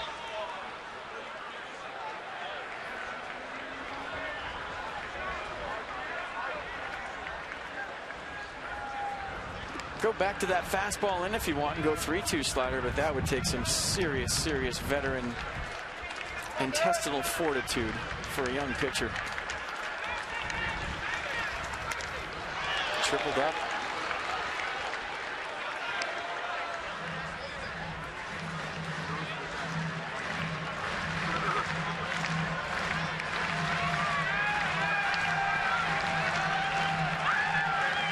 Seventh Nationals pitcher. Fastball in is open right here at 96 if they want it.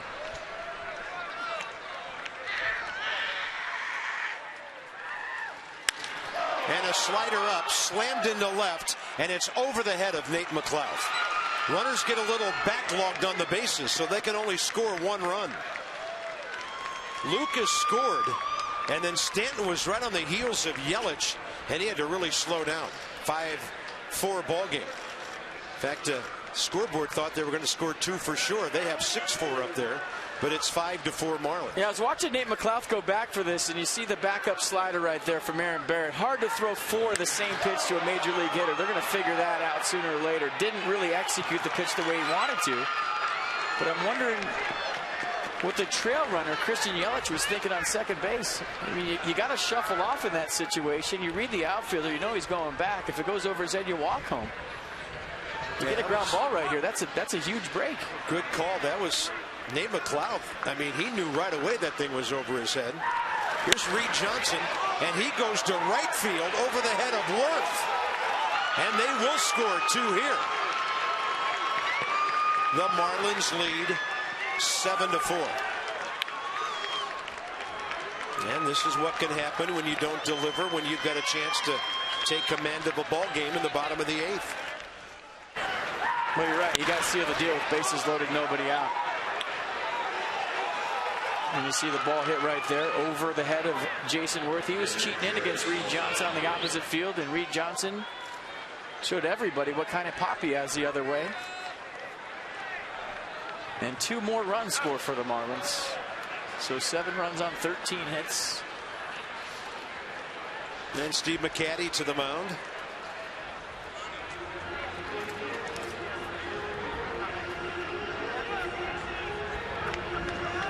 Now this game will give you just a certain number of chances, and if you don't take advantage, the other team's going to get it done. The Nats have stranded 14 base runners tonight, including bases loaded twice. It'll also give you some sleepless nights and a huge ulcer.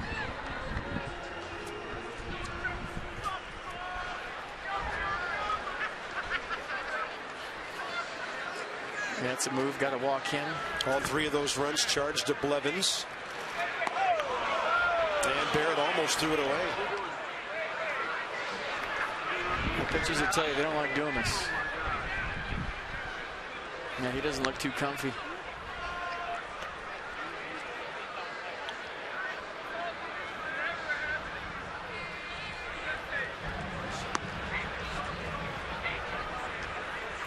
Hitter will be Donovan Solano, Jonathan's kid brother.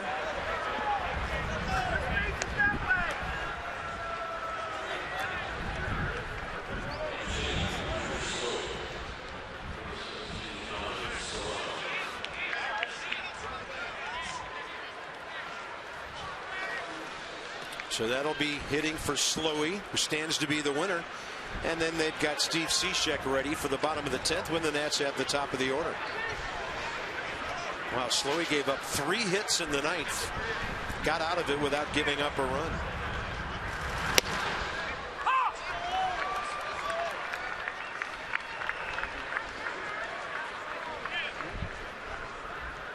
And there is Cishek. Right now it's a safe situation, but that could go away with another run.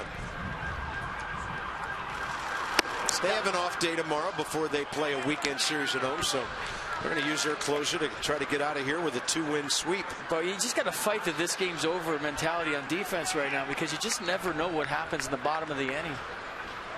I mean, how many times have you seen a team come back where you say, oh, if that run wouldn't have scored or that run wouldn't have scored? Keep it at 3 and see what happens. Find a way to get out of this mess right now.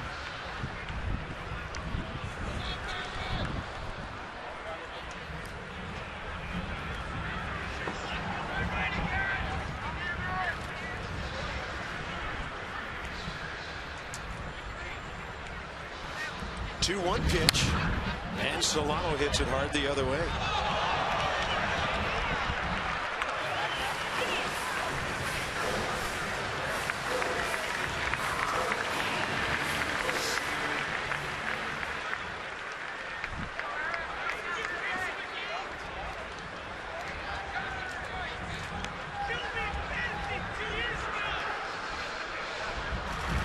Fastball, base hit. 8-4. Bases still loaded.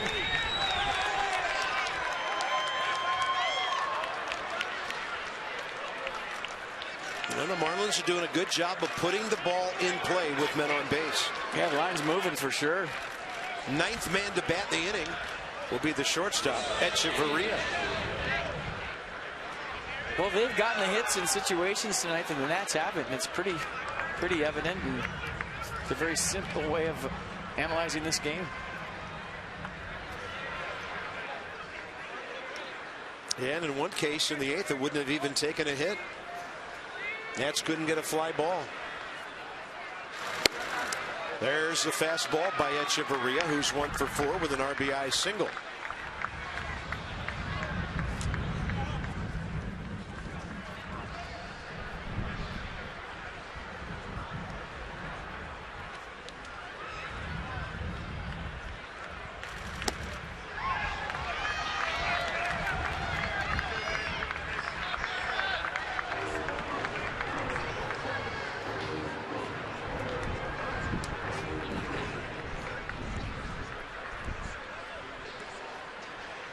still only 1 out. And that was a hitter trying to make an out. Dietrich the sacrifice.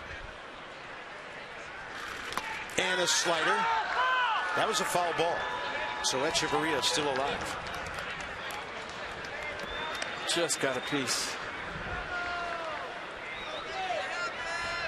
Nats have given up a pair of 4-run innings tonight.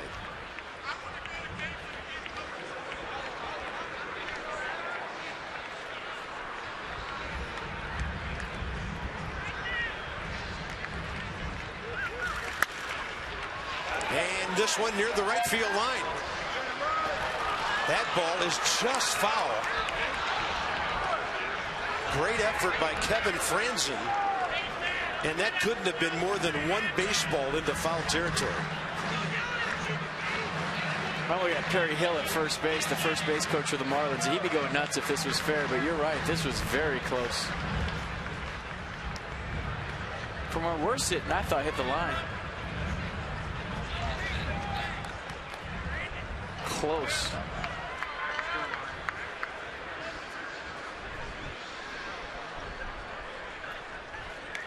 Well, you look at Jim Reynolds. He's right on it. I mean, he's the closest guy. His head was still, and he saw it. That's a fastball that bolts the inside corner. 2 outs. Now the man who started this with a base hit the other way, Ed Lucas, will be the hitter.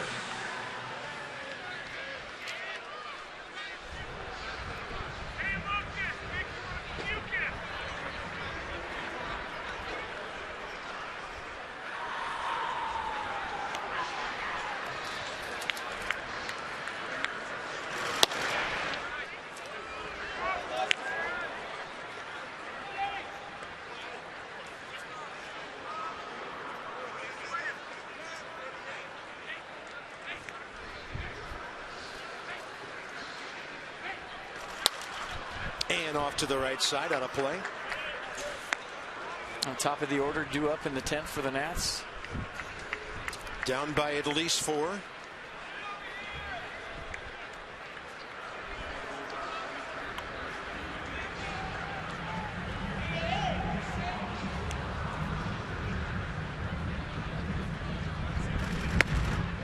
And that fastball up and in.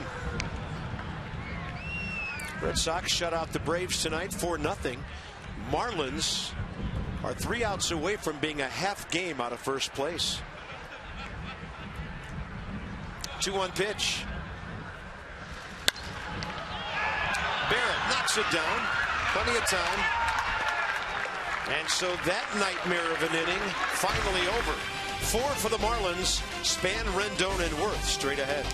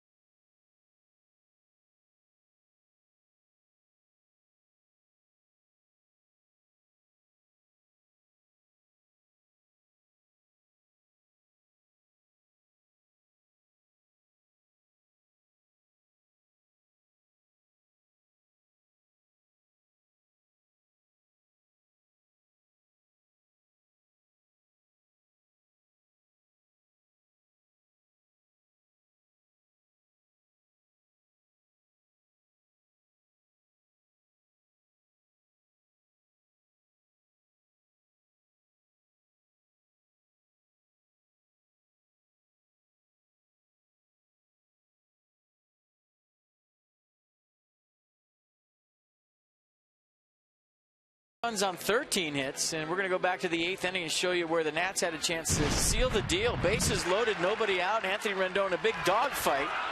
with Dunn, and he loses a 10-pitch battle with a strikeout. Then Jason Worth, who's been arguably the most clutch hitter for the Nats over the last 2 or 3 years, pops up to Casey McGee. Then Adam LaRoche grounds out to first base. Seen it a million times. When the first guy doesn't get it done, everybody else presses behind him. You have to seal the deal with nobody out. Anthony Rendon did the best he could, but couldn't get it done.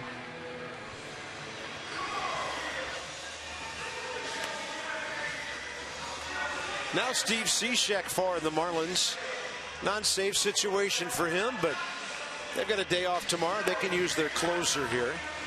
He collected his 11th save on Monday when he set down Ramos, Desmond, and Franzen in a 1-2-3 ninth inning. Well, load him up and see what happens.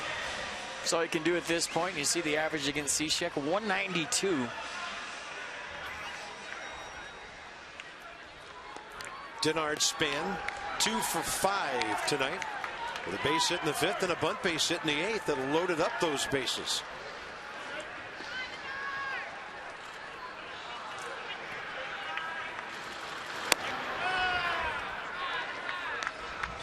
Not a bad idea. Trying to get on.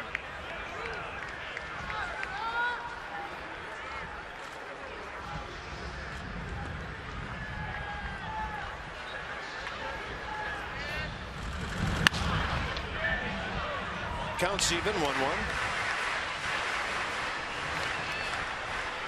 Well, Cishek's a guy that throws strikes. I think when you're facing a closer like this, you got to get the first hittable fastball. I don't care if you're down by 4 runs or not. You can't take a strike. You can't take a chance to get to that slider count because he's one of those closers that has a great out pitch. Certain closers you take strikes against. Certain closers you come up packing, and he's the latter. There's that frisbee breaking ball of his.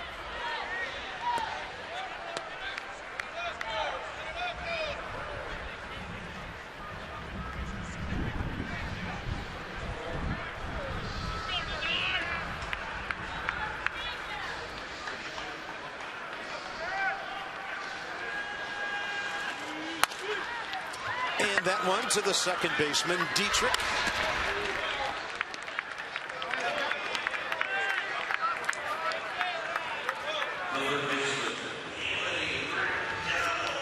That'll bring in Anthony Rendon with Worth to follow.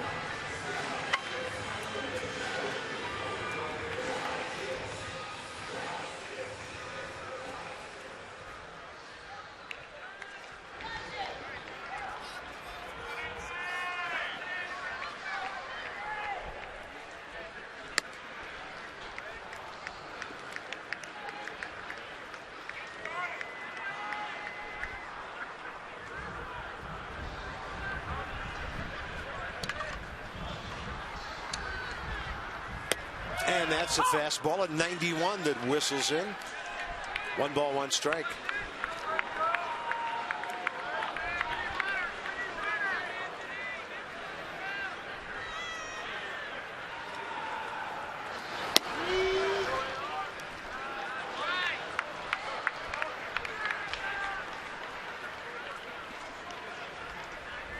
Boy, most sidearm guys don't throw in the 90s. They usually try to trick you with a release point, but Cishek has got the extra fastball from down under. Almost has a rising effect to it, to where you really got to look for it below your knees. Yeah, then he goes 92 there.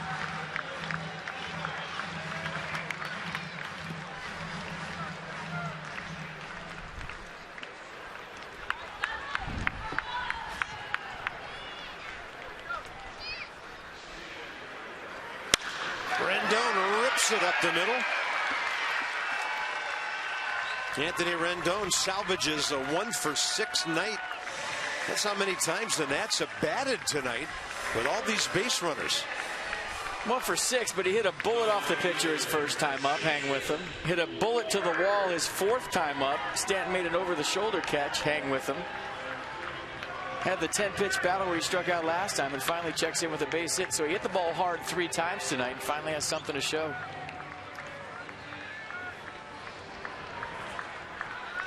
There's Jason Worth, 1 for 5.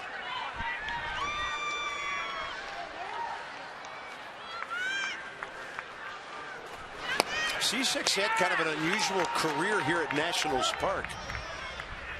10 games previously, a 5.40 ERA. In non-safe situations, he's been hammered. But in safe situations, he's 4 for 4. So the Nats looking to do some damage here. It's a curveball at the knees, 1-1.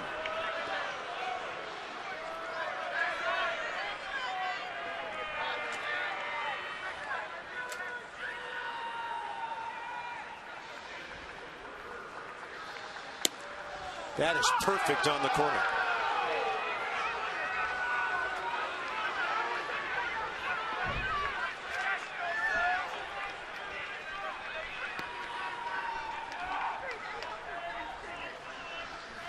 And a fastball, right center. Rendon makes the turn, heads for third. Worth will make a big round to the bag and then slide to a stop. And the Nats still need another runner or two. Load him up, see what happens. LaRoche next. Adam LaRoche going to do his best leadoff hitter impersonation here, trying to get on for the Buffalo. Jason Worth with a nice swing. Trying to get the ball in the gap. Made a good decision to stop at first base. No need to make it out. Your run doesn't mean anything. Right now the Nats need base runners, and they got 2 aboard.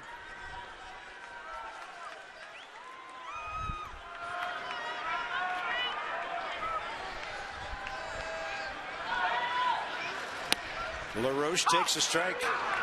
Adam tonight 2 for 5.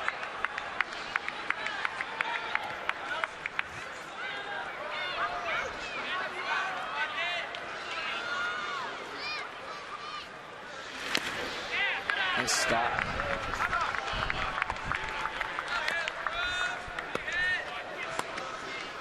That was a wiffle ball sinker right there in 93. Watch a movement on this sinker.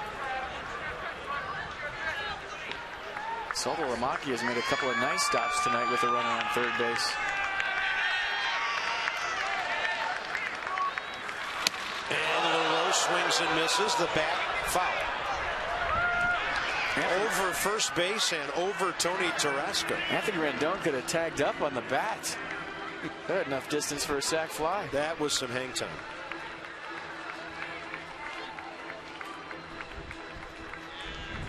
See him do this all the time. He has that bat that doesn't have a knob on it, so not surprised that happens for a guy that swings so hard and has such a loose grip. That's how you get bat speed.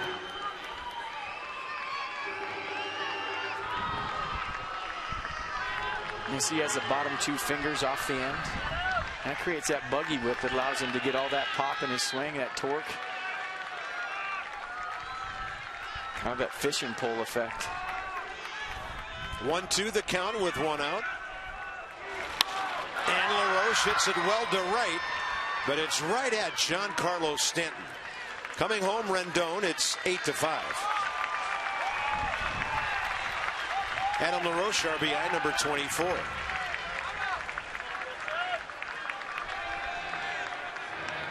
A good at-bat. That's a sac fly they were looking for in the 8th inning. Adam LaRoche comes through here in the 10th. Still, you'd like to see Wilson Ramos get aboard and let Ian Desmond have a shot at it.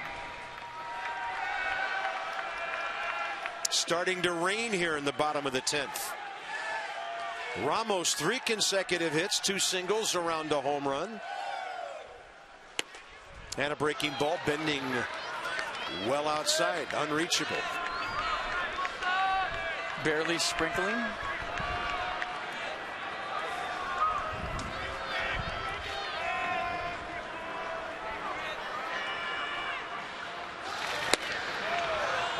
Now the Marlins 1 strike away from a 2-game sweep.